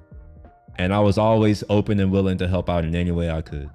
However, over time, it's like I started to realize, oh, well, when I need anything, they're not there. Oh, this is one-sided. Oh, they only like, I'm only here to serve them. Keep talking, but I gotta go get my food being delivered. All right. BRB. All right. Jimmy said, yeah, I learned a lot from Will. Well, wait, I wasn't trying to say that. I wasn't trying to say learning, but it's like, I've had this life where, you know, everyone comes to me for things. And, you know, after a while, it's like, well, if no one is ever offering me anything, like, what do I get for any of it? So of course I'm going to I don't want to use the word retreat, but I am going to start to not really want to deal with people as much. So that's been my life. It's that I no longer deal with people. And I noticed that I didn't used to think of it then, but I noticed that it was the mediocre and average people who would always come to me for everything. And I realized that it was only the people who weren't that, who would come to me with not a problem, but a solution, or like some type of advice that can help me, or even just be willing to help me in any kind of way. You know, if I want to just have a conversation about something, it's not just eyes glazed over, nothing to add. It's just like just sitting there like a lump on a log. It wasn't that. So maybe that gives a little bit of context, is why I am the way I am. I wasn't born this way. You know, I'm not a Scorpio, or whatever that means. I don't know what a Scorpio is. Can you hear me talking shit? No, he can't. Yeah, so I'm not a Scorpio. I'm the better. You talking shit. I was about to say I'm the better. Whatever. What is it? Zodiac? Better. Is it the sign? Whatever the things are. I'm a Taurus. Competition, but okay. It's my month right now. You know that, right? So of course I have more power. Yeah, but what makes it a competition? Well, because it's my month, so I get to say the rules for this month. Is that how it works? I think so. I think that's how it works. I think he just made that up. But that's how it works. It's because it's my month. I get the superpowers to make up shit. You just made that up. And and on top of it being my month, it's also my year. I am a snake as well. It's the year of the snake. So you know, you can whatever you say. It's the month of the Taurus, year of the snake. So I have all the power. Oh, okay. You know, whatever you say. Thank you. I empower you to have all the power this month and this year. I'll try again next month. Yeah, you have next month. Yeah, you can get next month. I still have half power for the rest of the year, but next year, you know. Wait, hold on. You were born in 88, right? Or 87? 88. 88? Yeah, last year was your year. You missed your opportunity. Who says I missed my opportunity? Because last year was your year. So that doesn't mean I missed the opportunity. To have your full power, you could have used it to exploit me, and you didn't. So who said I didn't? And as far as how this conversation is going, yeah, anything. Yeah, you could have been like, hey, well, you have to do these things because it's my year, and I would have been obliged for at least 1 month out of that year. You wouldn't have did shit. I would have done something. It depends on what it is. Oh yeah, I guess I do stuff. I do stuff. If you come through, I'll make you a meal or something. I can do that. Oh, Jimmy points out. I see. I'm definitely trying to keep aware of people users. Don't worry, you will become better at it over time. And yeah, you'll be able to just like look at someone just exactly. Be like, no. Yeah. Nice try. I had this, I don't know, it was this weird point where I don't know what age, but it came faster than I think most other people. It was around 27, 28, where I was just like, you know what? I don't have to conform to the rules of this society. And I just stopped. And I am the kind of person, and you've never seen this, Jordan, because I've never done it to you. I don't know if I would. But there are a group of people who have experienced this. They'll be talking and I'll just decide that I don't want to hear what they have to say. And I'm not the rude type of person where I'll interrupt you and like make you know that I feel a certain kind of way. I'm more of the I'll just walk away. You can figure it out. So I have been in conversations with people and they're just saying something stupid and I'll just walk away. No words necessary. I don't think I've experienced that. Because mainly when we hang out, we're amongst friends. Yeah, I mean, it would never really happen. That's what I'm saying. But, you know, I am that person. I don't understand the people who feel the need to like explain themselves and like chirp and all that kind of. I'm just like, if you don't like what someone is saying, or just remove yourself from the situation. Just remove yourself. It's like the people who announce that they're going to do something. It's like, why are you announcing it? Just if you're going to do it, then do it. And I'm one of those people. It's just like, I'll just do it. Sometimes I'll get messages. Oh, where are you at? We missed you. Like, you just left. It's like, I don't even respond. It's like, you figure it out. Yeah, it was my time to go. I love a good Irish exit. I love a good Irish exit. I've never survived. Oh, it has a name. The Irish exit. Wait, is that what it's called? Why is it the Irish exit? That sounds racist. I just want to point that out there before you say it. That's racist. Now go ahead and say what you're going to say. That's just something that apparently Irish people do. Oh, really? Oh. Wait, I thought that was like I know there's the thing where like, I forget what it's called, but you kind of go and make an appearance somewhere and you leave immediately just to like show that you're there. What is that called? Oh, my face? Yeah, like that type of thing where you're like, you go and you're only there for a few minutes just to be like, oh yeah, I was there, but you really weren't. Yeah, I mean, I guess in our culture it's called, I went to show my face. Oh, okay. Well, I do that too. See, I don't even do that. Like that's where I'm at. I don't even do that. I'm just like, if I don't want to be somewhere, I won't show my face. Yeah, and that's fair too. You know what I'm saying? But I guess for some people, I'm gonna say specifically me, and I don't have to, but it's like it's probably value in going to show my face and shaking hands with the people that's important, if you would. Sorry. And then that's followed up with an Irish exit. Like, all right, I'm gone. Gotcha. Like, well, Cruz, not really an announcement, I'm gone. But Cruz says it's a club appearance, and maybe that's what it is up where he is. I don't go to clubs. I don't know, man. I would like to know how old Cruz is now. But sure, he's younger than us too. Something like that. He's younger than us too. Okay. Here's a odd thing. It's ironic to me because I'm used to being the youngest person wherever I am in general. And it's been kind of strange that I've been looking at my analytics. Majority of my audience are younger than me. Some of them are my age, some of them are older, but majority of them are younger than me, which is, it feels strange. Because even to this day, most of my friends are older than me. However, I do have some friends who are younger than me, like Corey. He's younger than me. I recently found out that my other friend, Stan, he's younger than me. I was like, oh, it makes sense. No wonder you like this. Just give he's only a year younger than me, but still, I had to give him some shit. Yeah, but it's interesting. I wonder, am I just becoming old?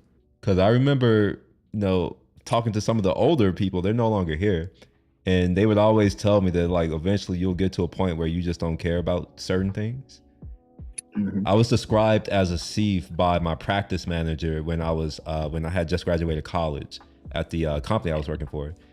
We were at a crawfish boil for a party or whatever, and he was like, William was like, I noticed you're like a sieve. And I was like, what are you talking about? He's like, you catch everything. Seed? A sieve, S-I-E-V-E, a sieve. Okay. Yeah, a strainer. Think about a strainer. So he's like, I noticed you catch everything. You don't let things go. I was like, what are you talking about? Like, what do you mean? He's like, I used to be that way too. And I didn't understand what he was getting at. I didn't really understand it until I was like 32 years later. And one of the things that stuck with me is that he says like, eventually you'll become like a colander with like super big holes where things just won't faze you. And I think he must have sensed something that I didn't sense in myself back then, because obviously when you're young, you don't really see yourself in the same kind of Mhm. way that older people may see you as. And Yeah. it's been interesting to find out that all the older people who surrounded me when I was younger were right in some way. Hmm. I'll never admit it to them. I'll never tell them that to their face, but I'll say it here because I know they don't watch.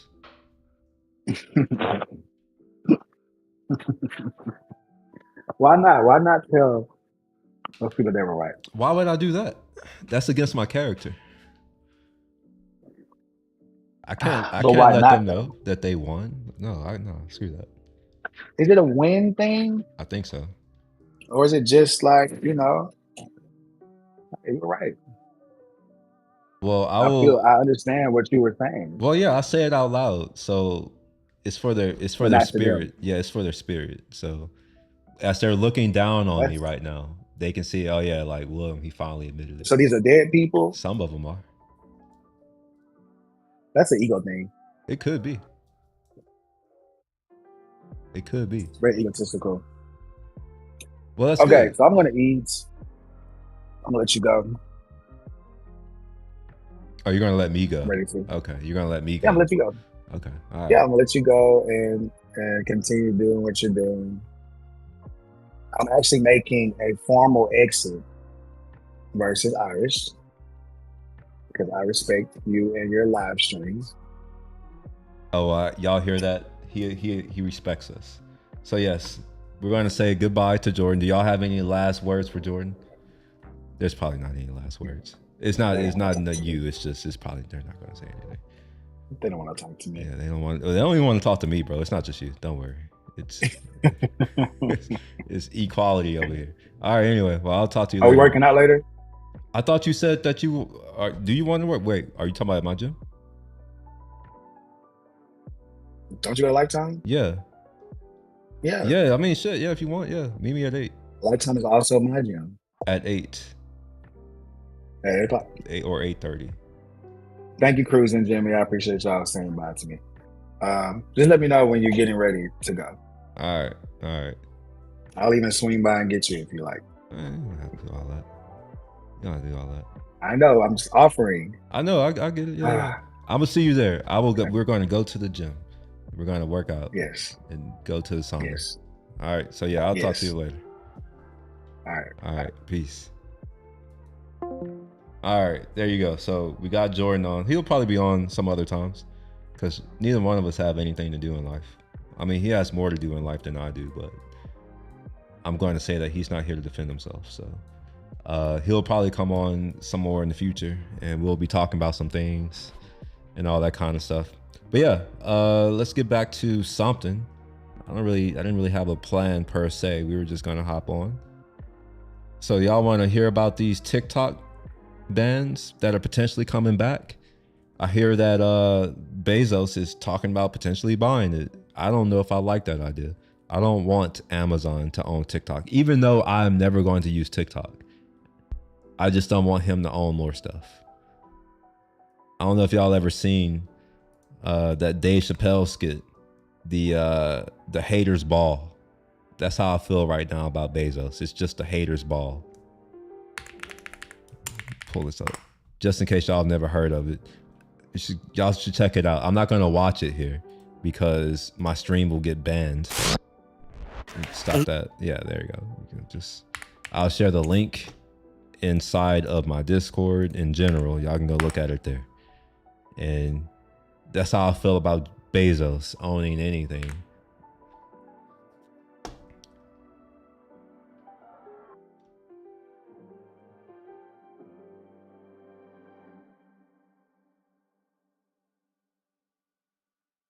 Oops, don't do that.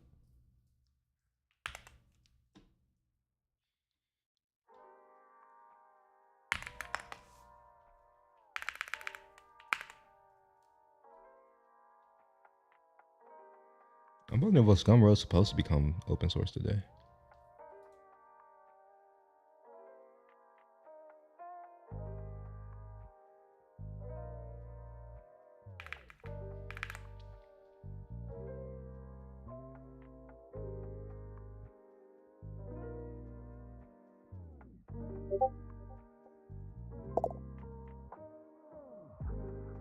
When does the ban start for TikTok? I'm not sure. I'm not sure when you joined, but I was saying that the ban is actually by law. Like it has nothing to do with the current administration. And but it does have, like, he has say in, I guess, when it effectively starts, I guess. I don't know, something like that. But let's see, TikTok ban start date. He says 75 days, so it'll be 75 days since he said that there will be a hold. I don't remember when that was, so we just need to add 75 days. Effect goes into effect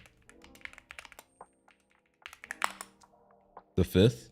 Oh, is that today? Oh, that's tomorrow.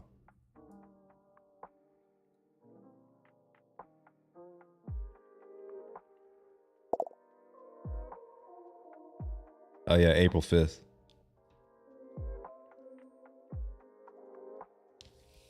Yeah, but what are they buying though? I doubt that ByteDance is going to sell the algorithm. That's the only part that's valuable.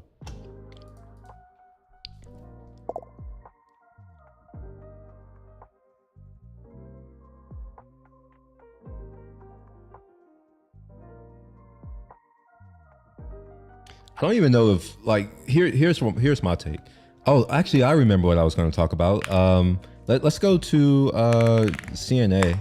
They released a video. Their prime minister released a statement to his citizens. CNA. Singapore. I forgot the dude's name. This guy, yeah. Wong, PM Wong, yeah. My fellow. So yeah, we'll watch this right quick. Oh, let me also change my thingamajig. Okay, now it's just me.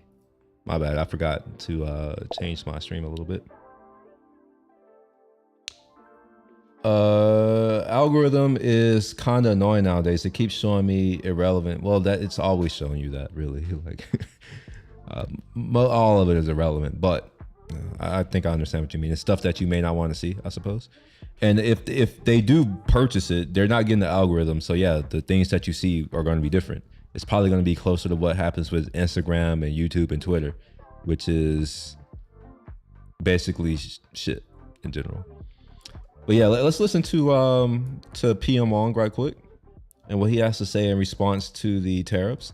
And yes, his country had tariffs levied against them, but they were the small ones. They were 10%, the base. My fellow Singaporeans, I've said before that the world is changing in ways that will disadvantage small open economies like Singapore. Some had previously questioned this assessment, but the recent Liberation Day announcement by the US leaves no room for doubt. It marks a seismic change in the global order. The era of rules-based globalization and free trade is over. We are entering a new phase, one that is more arbitrary, protectionist, and dangerous. For decades, the US was the bedrock for the free market economies of the world. It championed free trade and led efforts to build a multilateral trading system, anchored by clear rules and norms, where countries could achieve win-win benefits through trade. This WTO system brought unprecedented stability and prosperity to the world, and to the US itself. To be clear, the system is not perfect. Singapore and many others have long called for reform, to update the rules and to make the system better. But what the US is doing now is not reform. It is abandoning the entire system it had created. Its new approach of reciprocal tariffs, country by country, is a complete rejection of the WTO framework. The US has placed Singapore in the lowest base tier with a tariff of 10%. So the direct impact on us may be limited for now, but there are wider and more profound consequences. If other countries adopt the same approach as the US, abandoning the WTO and trading only on their own preferred terms, country by country, it will spell trouble for all nations, especially small ones like Singapore. We risk being squeezed out, marginalized, and left behind. We can also expect a strong global response to America's tariffs. Singapore has decided not to impose retaliatory tariffs, but other countries may not exercise the same restraint. The likelihood of a full-blown global trade war is growing. The impact of the higher tariffs, plus the uncertainty of what other countries may do next, will weigh heavily on the global economy. International trade and investments will suffer, and global growth will slow. Singapore will take a bigger hit than others because of our heavy reliance on trade. The last time the world experienced something like this was in the 1930s. Trade wars escalated into armed conflict and eventually the Second World War. No one can say how the current situation will unfold in the coming months or years. But we must be clear-eyed about the dangers that are building up in the world. Global institutions are getting weaker. International norms are eroding. More and more countries will act based on narrow self-interest and use force or pressure to get their way. This is the harsh reality of our world today. We will stay vigilant. We will build up our capabilities. We will strengthen our network of partnerships with like-minded countries. We are more ready than many other countries with our reserves, our cohesion, and our resolve. But we must brace ourselves for more shocks to come. The global calm and stability we once knew will not return anytime soon. We cannot expect that the rules which protected small states will still hold. I'm sharing this with you so that we can all be mentally prepared, so that we will not be caught off guard. Let us not be lulled into complacency. The risks are real and the stakes are high. The road ahead will be harder. But if we stay resolute and united, Singapore will continue to hold its own in this troubled world. So there you go. There it is. So I think that is very well said. And yes, he is the PM of Singapore, but that doesn't mean that what he has to say about the international order changing is not true. He has a lot of insight into a lot of things, given the nature of Singapore. It is a very small island where trade makes up a huge part of their economy. So yeah, it seems like we are going to be seeing some things. And in fact, China has already retaliated with a 34% tariff. Let's see if we can find that. Go to the CNN.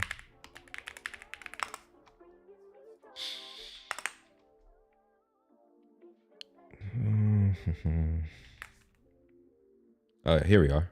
Oh, it's the headline. Okay, I didn't see that.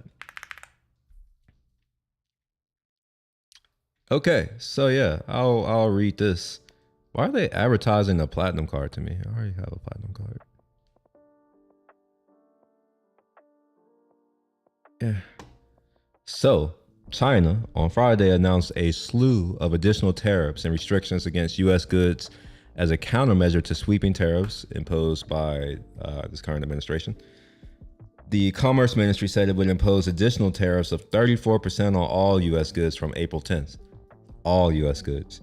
It's no longer picking and choosing, which is what they did last time around, where they applied it to specific goods.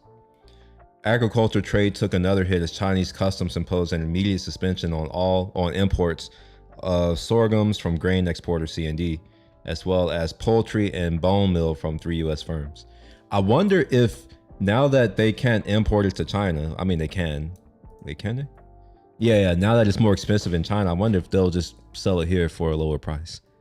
You know, because it doesn't make sense that our chicken is stupidly expensive. I'm paying like $7 or $8 a pack for 3 chicken thighs. Not even 4 chicken thighs, 3 of them now. I've been bitching and moaning about this for a while, about how packs of chicken no longer make sense. Now, if you get a package of legs, you only get 5 legs. How much sense does that make? There are no one-legged chickens running around. It doesn't make sense. For what it's worth, back when I was younger, these same chicken thigh packs had 6 of them to a pack, and there were normally 6 legs, and sometimes 8 at the value stores. You'll get 8 of them. But nah, we're down to 3, and I'm paying a lot of money. I went to the grocery store yesterday and was impressed that I managed to spend less than $100. However, when you understand what I got, you'll be like, wait, you spent $96 for that? I bought 2 packs of chicken thigh legs, you know, the quarters. So basically 4 leg quarters. I bought 2 packs of leg and breast, it's like the split breast, and it comes with 5 legs. So basically each one of those were $8 for the thigh leg combination, $8. Was it 8? Hold on, you know what? I'm lying. I have the receipt. Let me go look.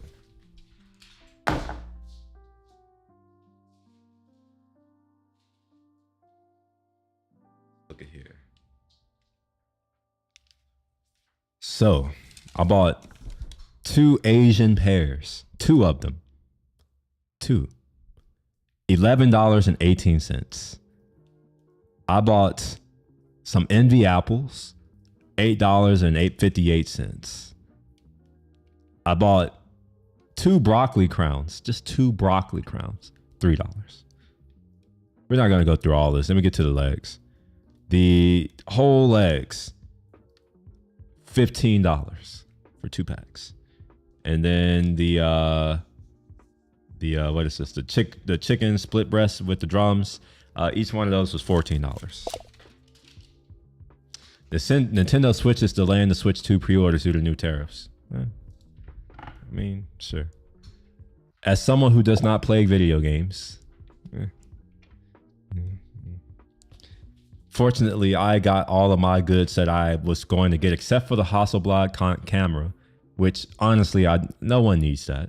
I'll show it to you. I was contemplating getting this, but you know, maybe now that I'm broke, because my portfolio, even though I rebalanced it, it is still down. It's not down by that much, but it's still down, and I don't like losing money. Although technically I haven't lost money per se. I haven't really realized the losses yet. Yeah. So I was planning to get this camera right here, along with a lens.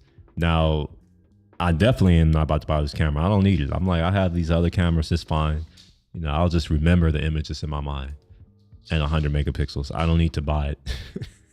So yeah, it kind of sucks that, you know, prices of your Switch are going to go up, but maybe you can find something better to do with your time than play a video game. I am glad that I did get this Mac Studio, because initially I was debating if I wanted to keep it. I'm kind of glad that I got it now, because I can't imagine having to spend an extra 10 to 15 or 20% on this computer. It's damn near, it's like $8,000, and you got to keep in mind that sales tax is paid on top of whatever the price is. So it's actually more than just the tariff. Like, also the sales tax is going to go up. Anyway, let me read this. I'm supposed to be reading this right here. Beijing also announced controls on exports of medium and heavy rare earths, including samarium, terbium, dysprosium, lutetium. I've never heard of this one. Scandium, gadolinium.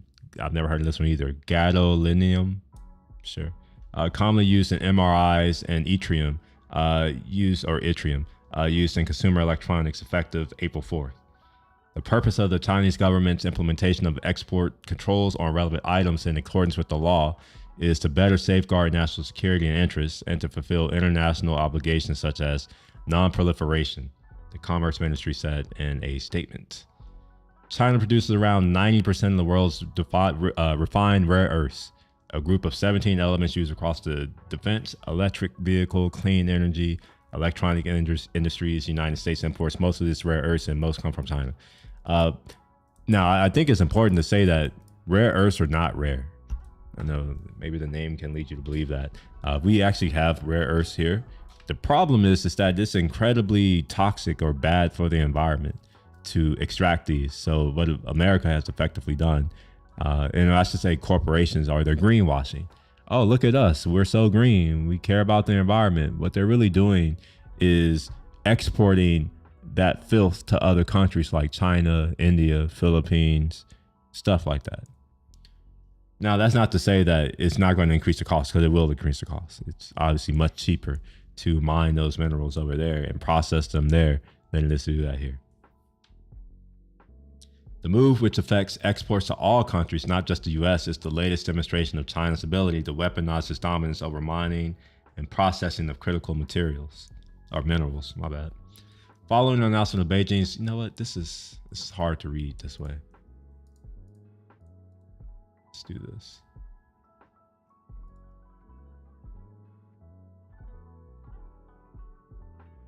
That doesn't. Oh, there we go. Oh, look at that. All right, so the move, which wait. Oh, following the announcement of Beijing's counter tariffs, Trump goaded China, saying the U.S. rival had panicked in response to his global trade war. China played it wrong. They panicked. The one thing they cannot afford to do. Trump posted on Truth Social, writing the entire message in his trademark all caps. Hear that too. Ah, shit. Ah, man, that didn't do what I wanted. Dang it. I guess there's no reader view. It's hard for me to read this. It's so distracting.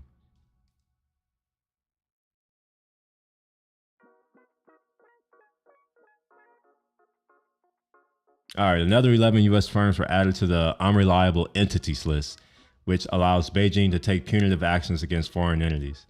The targeted firms include Skydio Inc., Brink Drones over arms sales to democratically elected or democratically governed Taiwan, which China claims as part of its territory.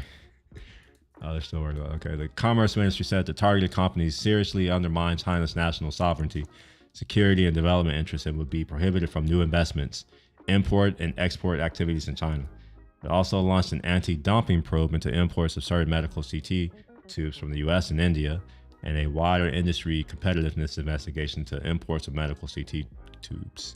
China will also file a lawsuit with the WTO over tariffs.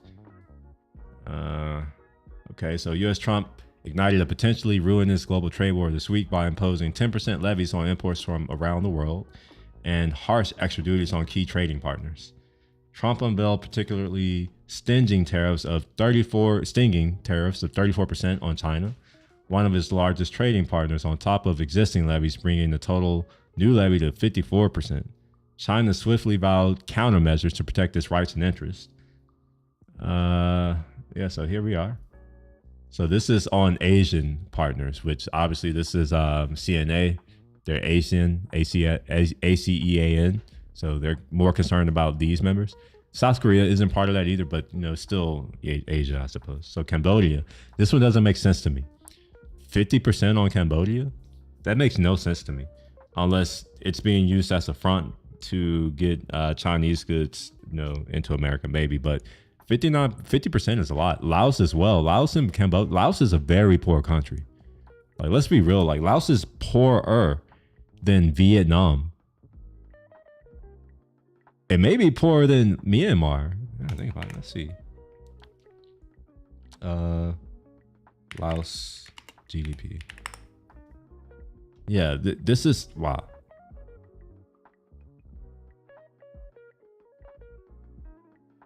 It looks like Brunei is actually starting to come up. I was actually told to not go to Brunei. They're like, no, don't go there. Literally. Literally, I was told, do not go to Brunei. I was like, okay, I will trust you. Because I wanted to go.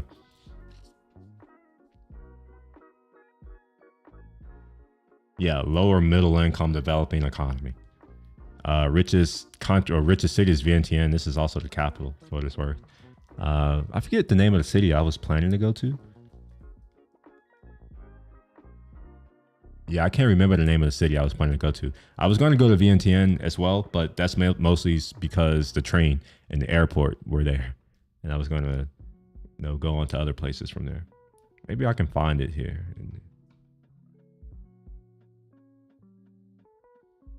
Nah, I don't see it. But it's the city that it's for food. I was planning to go for food. Yeah, it doesn't make sense that they're doing it to Laos or Cambodia. Let's see, Cambodia. I misspelled the hell out of that. Yeah. Cambodia, even though this is a much larger number than Laos, let's just be real. Like, it's still nothing in comparison to other countries. Maybe we can have this show other places. Nah, I don't know how to do that here.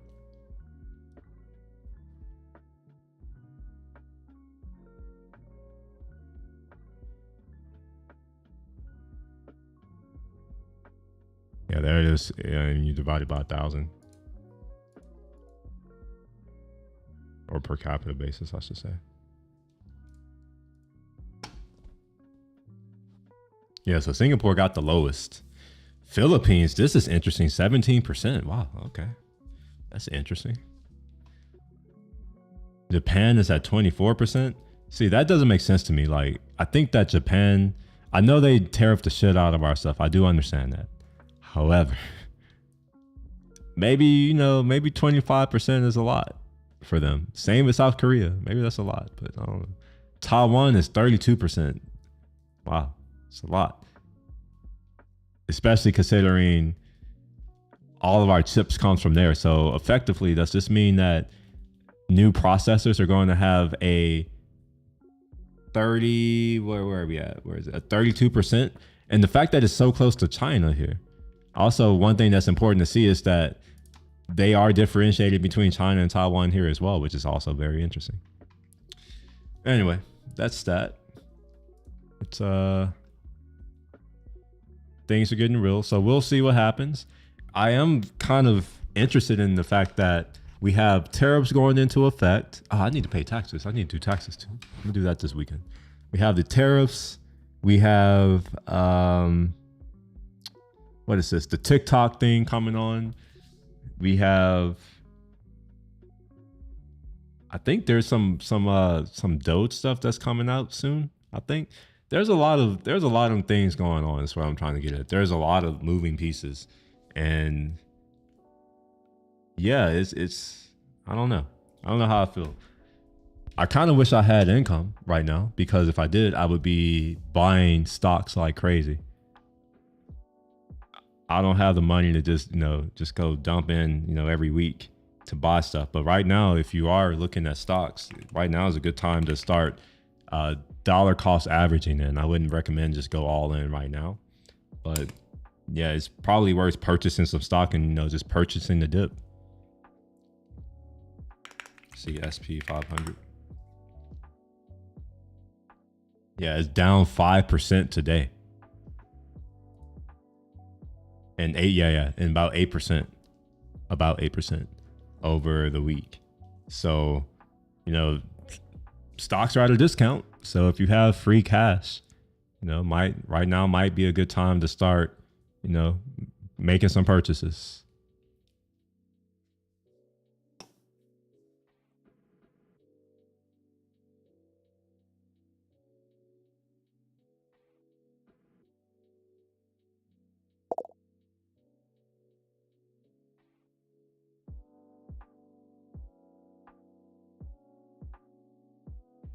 Yeah, I would say just do an ETF. Like,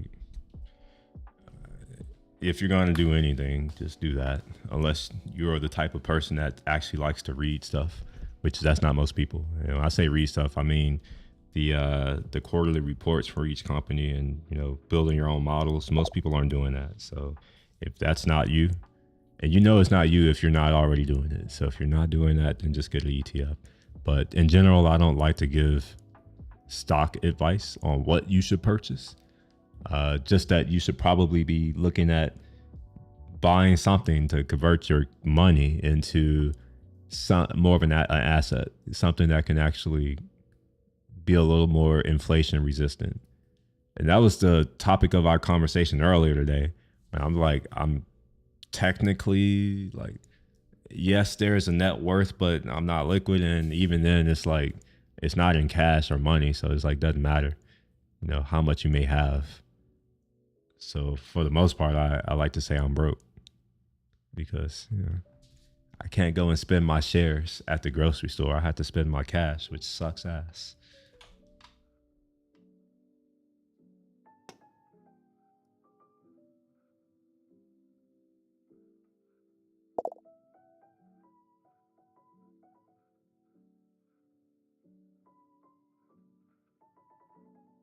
Are you aligning your analysis with Ben Graham Buffett's approach? That's actually my approach. Hold on.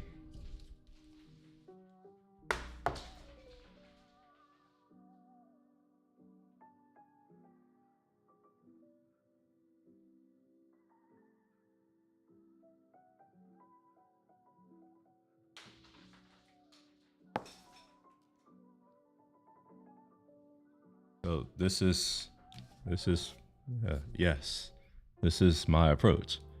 And not only that, that's also the approach I was taught when I was in graduate school.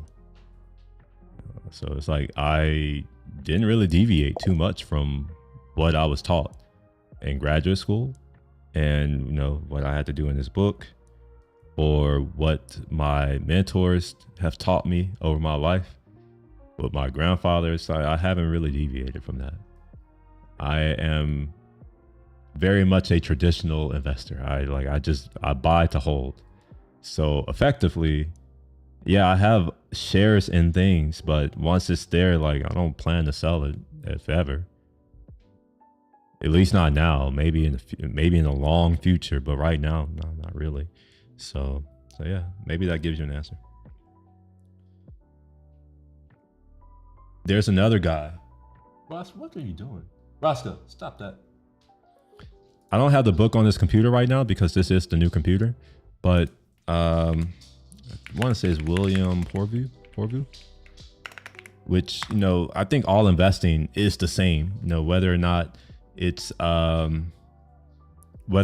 real estate, whatever asset class. That's what I'm trying to get at. It doesn't matter what the asset class is.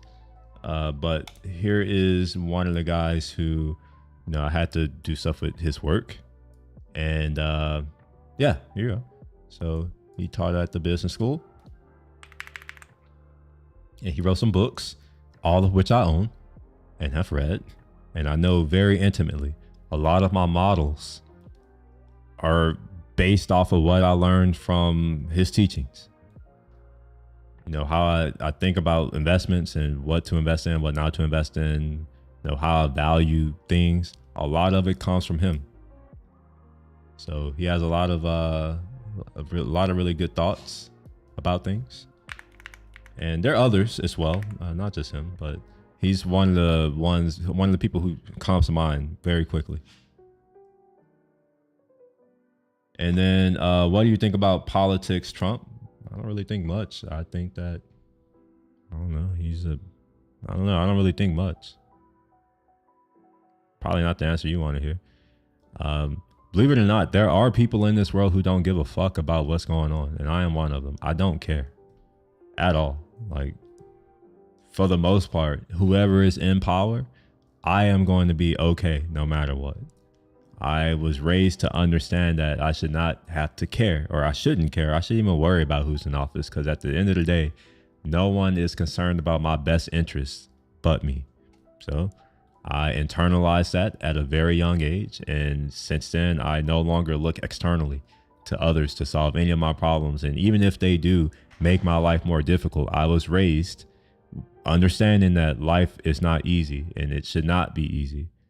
And if things become difficult, well, that's an opportunity for you to better yourself so that they are no longer difficult. So that's my answer and what I think, which is not much. Now, if you're just asking from a general point, I think Trump is actually kind of funny. He makes me laugh. He's interesting.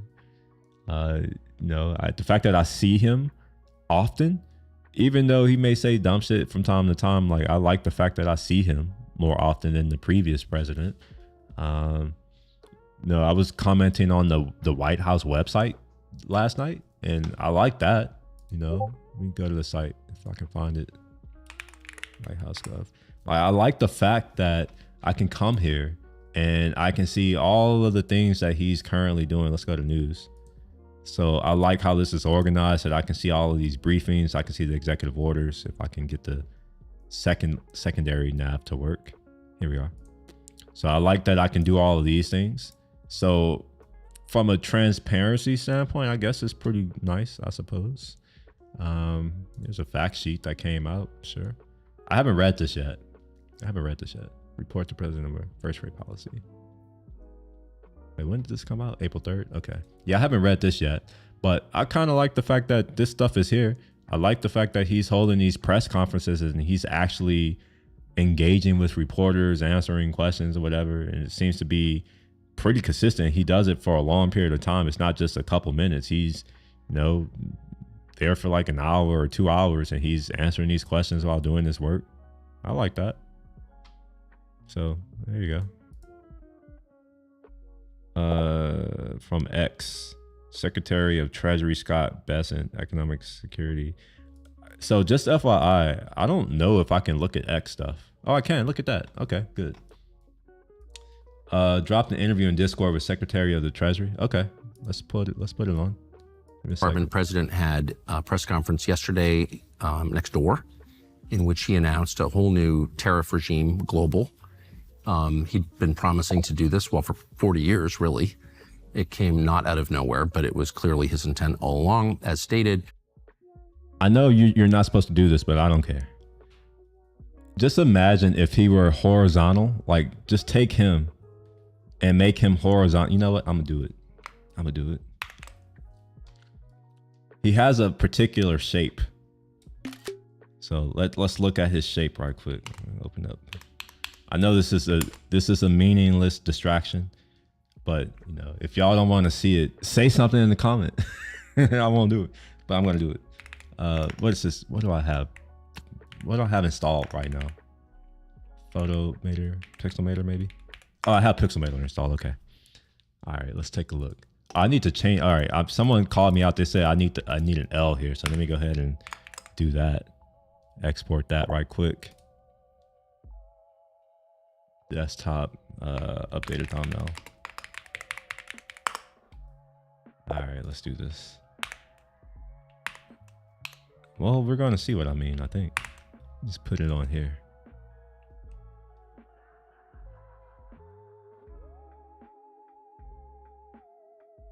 All right. So we're going to take this image right here and we're going to translate it a little bit. And then I think I might need to invert it. Let me make it a little bit smaller. Oops, not that small.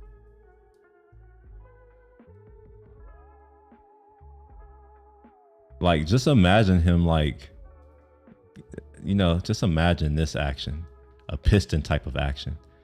That's what he gives. Like, he looks like a shape. He just looks like a shape. We'll move on. But it did rattle people, including some of his supporters. So I just wanted to ask you, big picture, where do you think this leads? Well, Tucker, and thank you for having me. And as you said, the president's been talking about this for 4 decades. Yes. And this is transformational for the American economy, for the American worker, and for the new Republican alignment. And it's a combination of the old and new ideas. Some of the old ideas were put away. I always tell everyone, and they don't want to hear it, the original tariff man was Alexander Hamilton. Yes. And he used tariffs to fund the new nation and to protect American industry. President Trump has added a third leg to the stool, and he uses a third leg to the stool. That's a good one. That's what Tucker reminds me of. He is that third leg. to negotiate. So sort of. Yes. But I think this is not unlike, I was a freshman in college when Ronald Reagan came in 1980, and New Day in America.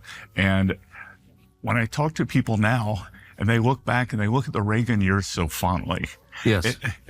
I remember what it was like, and it was choppy. And the president, Very choppy. very choppy. President Reagan stood the course. And look, this is not an invitation, but at one point in the early 80s, a farmer showed up with a shotgun at the Federal Reserve Yep. to kill Paul Volcker for raising rates. So, like I said, that's not an invitation for Of course anybody for action, but it was a tough time. And then in 1984, President Reagan won re-election with 49 states. And I think they may have even let Mondale win Minnesota just so it wasn't a skunk. Just to be nice. Yeah. Yeah. And that's what President Trump is doing now. For years, the American worker, middle class has been eviscerated. American workers have taken it on the chin. And we're just starting to see some of the research now. Like I love how they always refer to us as workers. Sometimes they tell you how they really feel about you in the words that they use. You are just a worker. They are not a worker. I don't even know if they're American because they always refer to Americans as the American people. Not Americans. The state's people. research on what's called the China shock from 2004. It's just coming out now, and it's what you know, it's what I know, but finally academics are saying, oh, the American workers never recovered from the China shock. What a surprise. And President Trump sensed it 40 years ago, but out in the campaign trail starting in 2015, up until last year, he has promised the American workers that the old standard of living can come back. And because what we've seen over the past at least 20 years since the China shock, but more like the past 30, are these massive distributional problems where the coasts have done great. Yes. And the middle of the country they have just seen quality of the life expectancy decline. They don't think their children are going to do better than they are. And a lot of people don't care. And President Trump cares, this administration cares, and this is the first step towards realigning that. A lot of our trading partners, including some of our allies, have not been good partners. If tariffs are so bad, why do they have them? Great question. Why do they have them? Right? Or if I do got to point out that seems to be the elephant in the room that people are conveniently they just seem to be missing that. Deliberately, of course, because I've noticed that people do this all the time, but things that they don't want to acknowledge, they just want to acknowledge and they'll pretend it doesn't exist. Kind of like with the whole immigration thing, right? I have noticed that one group of people are saying we don't want illegal immigration, and then the other people are saying, like, you all the racist or whatever for not wanting immigration. It's disingenuous. It's bad faith a little bit, where one group is saying they're giving a qualifier of we don't want these types of people, and then the other people are ignoring that qualifier and saying we don't like it that you don't want immigrants. I'm just like, I heard them say they don't want illegal immigrants, and somehow you interpret that to mean they don't want immigrants. And that's kind of the same thing here with these tariffs. Other countries, maybe they don't call them tariffs, they call them duties typically, but like other countries charge tariffs. It's been a known thing, at least. I don't know, maybe y'all don't know this. I used to import stuff from here, and I had to pay tariffs to get it into the country where I was at. All right, so import-export businesses, they're well aware that you have to pay duties and all that kind of stuff, customs, all the fees. You have to pay that. And to get stuff into America, it's a lot cheaper than what I was doing when I was outside of America, getting into another country. I'm sorry, my foot's itching. So it's almost like no one wants to talk about the fact that other countries have been doing it. So maybe two wrongs don't make a right, but why is no one also talking about the fact that, hey, yeah, like, why are these other countries doing this? No, and I understand that they're doing it for their best interest. So, like, who am I to say, oh, you can't do this for your best interest? So if other countries should do it, like, what makes America special? Where, like, somehow we have to accept the short end of the stick everywhere. Like, that doesn't make sense. And then to have citizens here who are actively asking for that, it's just like, it doesn't make sense. Like, talk about a first world luxury problem to have, where you're like, you know what, we're so successful, we want to be less successful. Doesn't make sense to me. Yeah, it is protectionism, and every country does it. I'm not here to say whether it's right or wrong or moral. I don't care either way. I'm just saying that if you're gonna have that energy for America doing it, then maybe have that same energy for all 196 other countries that do it. I mean, is that so much to ask? No, keep the same energy. That's what I'm getting at. It's like, if it's bad for us, it's bad for them. So, you know, if they're gonna do it, then why can't we? It's reciprocity, and I've been on my reciprocity wavelengths for about 3 years now, where I'm just like, do I like it? Not really. However, I didn't like it when they were charging us tariffs either, because I had to pay those. And yes, I actually had to pay them because I had an import-export business at one point in my life.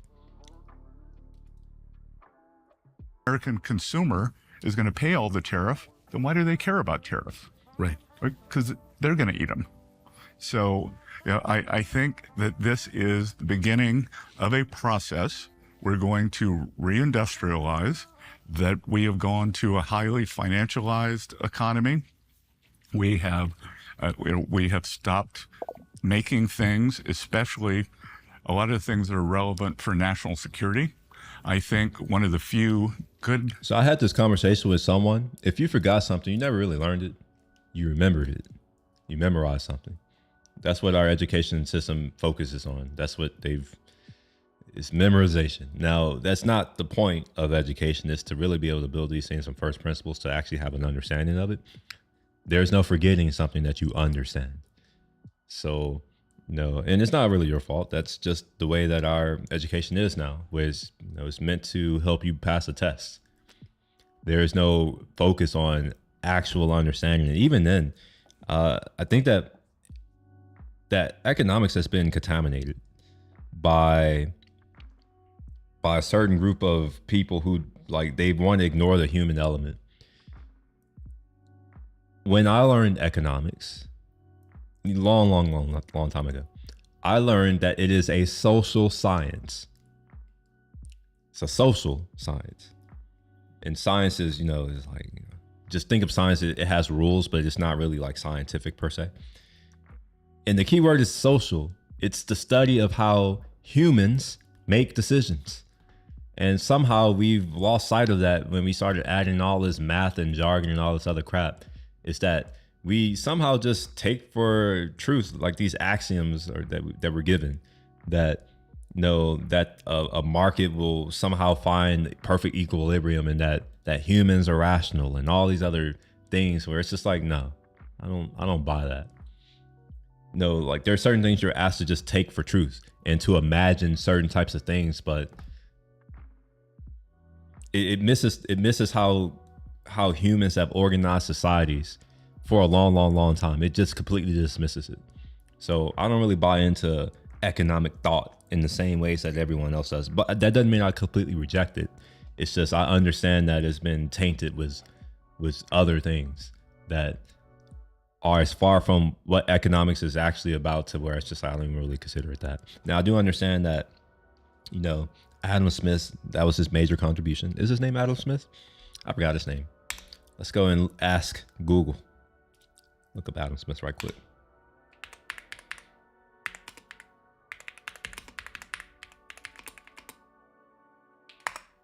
Yeah, it is him.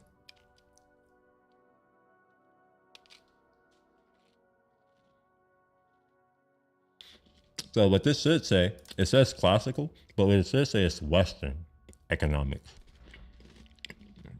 It seems like the West has a really good ability to assume that the rest of the world doesn't exist, and to take ideas and things from other cultures and nations and then present it as if it's own, and then completely disregard all these other nations that they've taken this information from. Again, not to say that I completely reject it, but I don't take into it whole salt. Outcomes like everyone from COVID was we had a beta test for what maybe a kinetic war with a large adversary could look like. And it turned out that these highly efficient supply chains were not strategically secure. So that we don't make our own medicines, that we don't make our own semiconductors, that we don't make our own ships anymore. So I think if I were to say, like, was there any good outcome from COVID? It woke the world up to these supply chain problems. So economic security is national security. President Trump and I have talked about that a lot. So this is a national security issue that we're seeing here, but it's also an economic security issue. And it's to... Oh, he's the Treasury Secretary. Okay. I just want to interject here and just say that all great empires have failed with an economist at the helm. Just gotta put that in there. There's always someone talking about money who said, well, that's not always. Recently, in the last 250 years. Generally, when there is a death of an empire, there's always some economist not far behind, and a banker. I don't want to say redistribute, but it is to give working Americans real wage gains and enhance their lives. And I've said out on the campaign trail, one of my most frequent mottos was, Wall Street's done great. It can continue doing well, but it's Main Street's turn. It's Main Street's turn. And that's what we saw yesterday. It's Main Street's turn. So over the course of my life, 55 years, Wall Street really has been the commonly recognized measure of economic health. Like, how's the Dow doing? We've got entire TV channels devoted to tracking its progress, which has mostly been up during the course of my life. So if the average of, the equity averages fall, if the stock market falls, that's seen by a lot of people as like a measure that the economy itself is in decline. Do you think that's a fair measure? Look, the market goes up and down. Warren Buffett has a saying, in the short run, the market's a voting machine. In the long run, it's a weighing machine. And in the long run, it's going to weigh, do we have good policies? Yes. And I in my former business, I commented on market structure, market ups and downs a lot. I'm trying not to do that. Yes. But for everyone who thinks that these market declines are all based on the president's economic policies, I can tell you that this market decline started with the Chinese AI announcement of DeepSeek. Right. So the so-called Mag 7, the tech stocks, had been doing very well for about 18 months, led the market.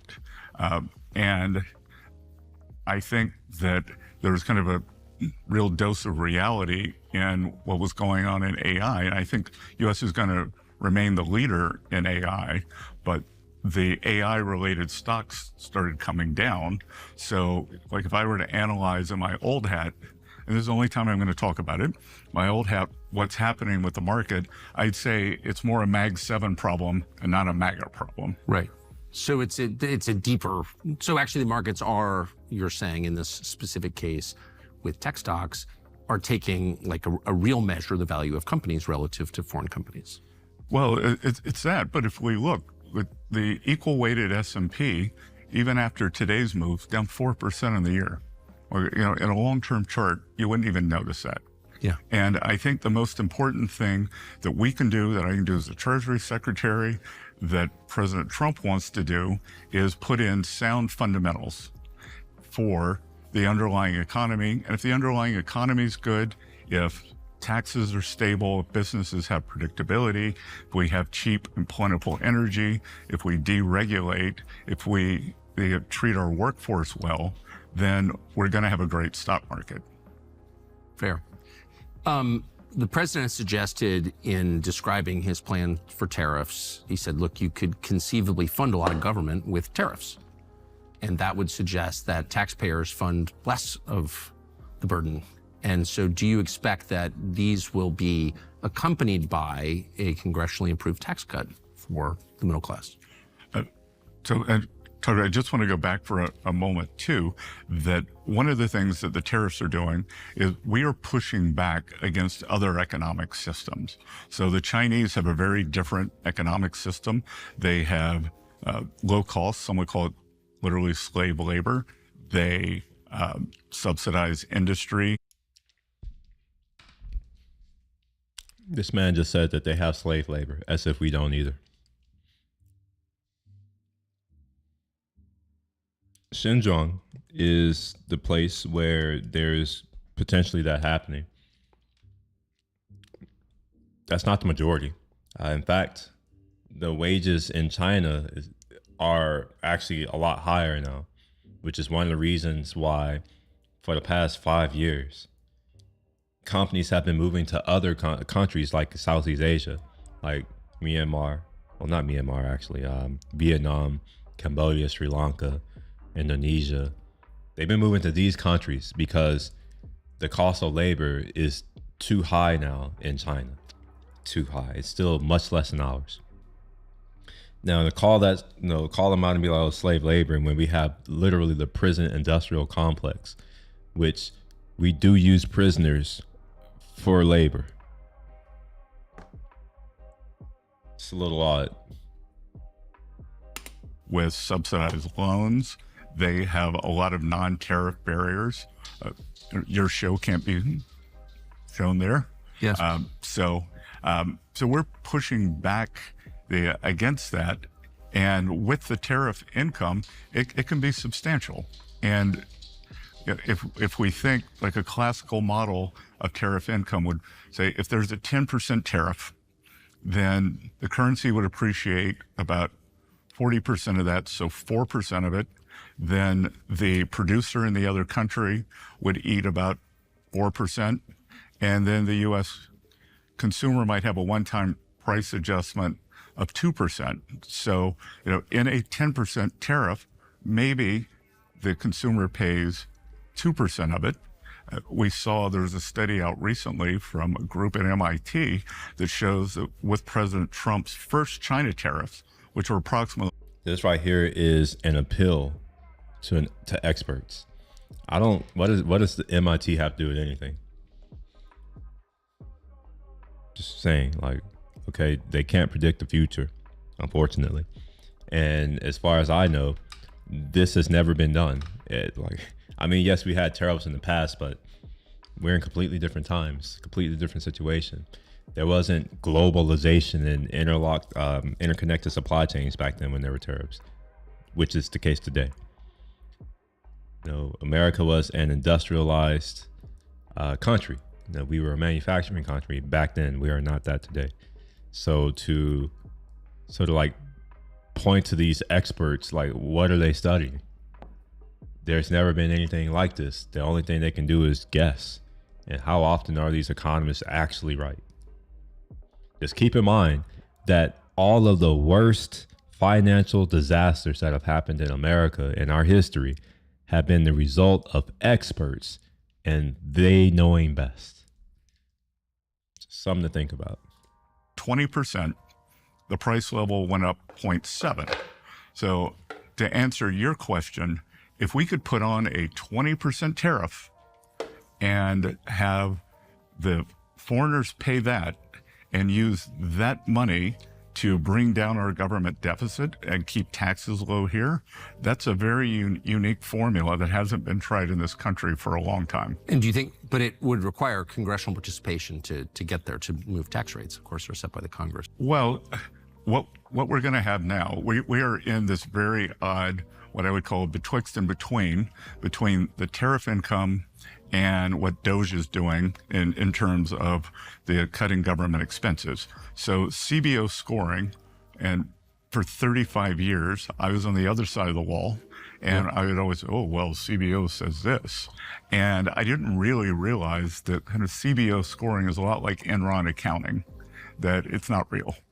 And when you actually look at the real But story, you assumed it was on the outside? sure, well, they're experts. It's a congressional budget office. It's a congressional budget office, and they're well-intentioned people. They just have the nonsensical rules. Like, think about this: when all the scoring's done over a 10-year window, Yes. okay? So they just assume 1.7 or 1.8% economic growth over the 10 years, and that never moves.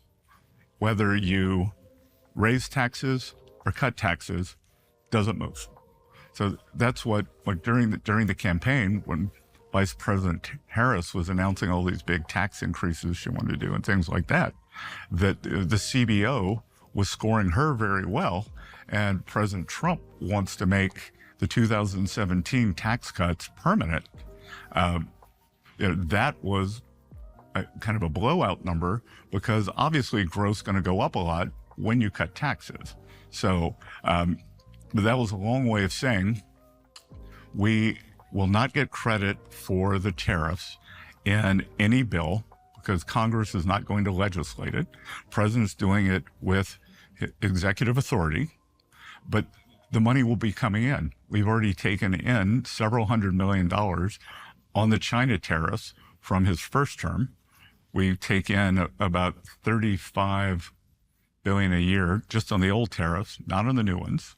So in the CBO window, that's about $350 billion, which pays for a lot of the president's promises on no tax on tips, no tax on Social Security. That doesn't cover our deficit. We're expected to be $2 trillion in the hole this year. I'm wondering, like, yes. Yeah, I agree. No tax on tips, but I still have to pay taxes, so I don't know if I care that much. I pay a lot in taxes. And it literally reduces my quality of life. And yet, for whatever reason, our government outspends the, $4 trillion that it got last year? Or that it's expected to get this year? $4 trillion. It spends $6 trillion. That's a large deficit. Our deficit is going to be almost $40 trillion in like 18 months. It's ridiculous. But I'm not going to finish this because I am hungry. I got to go cook some food. So I'm about to get ready to go. If you enjoyed the stream or any part of it, feel free to give it a thumbs up in the YouTube thing. That helps. I might be back later. Maybe we'll see how I feel about it. But I'm going to head out for now. And it was nice chatting to those of you who decided to say some words. I'll see y'all later. Peace.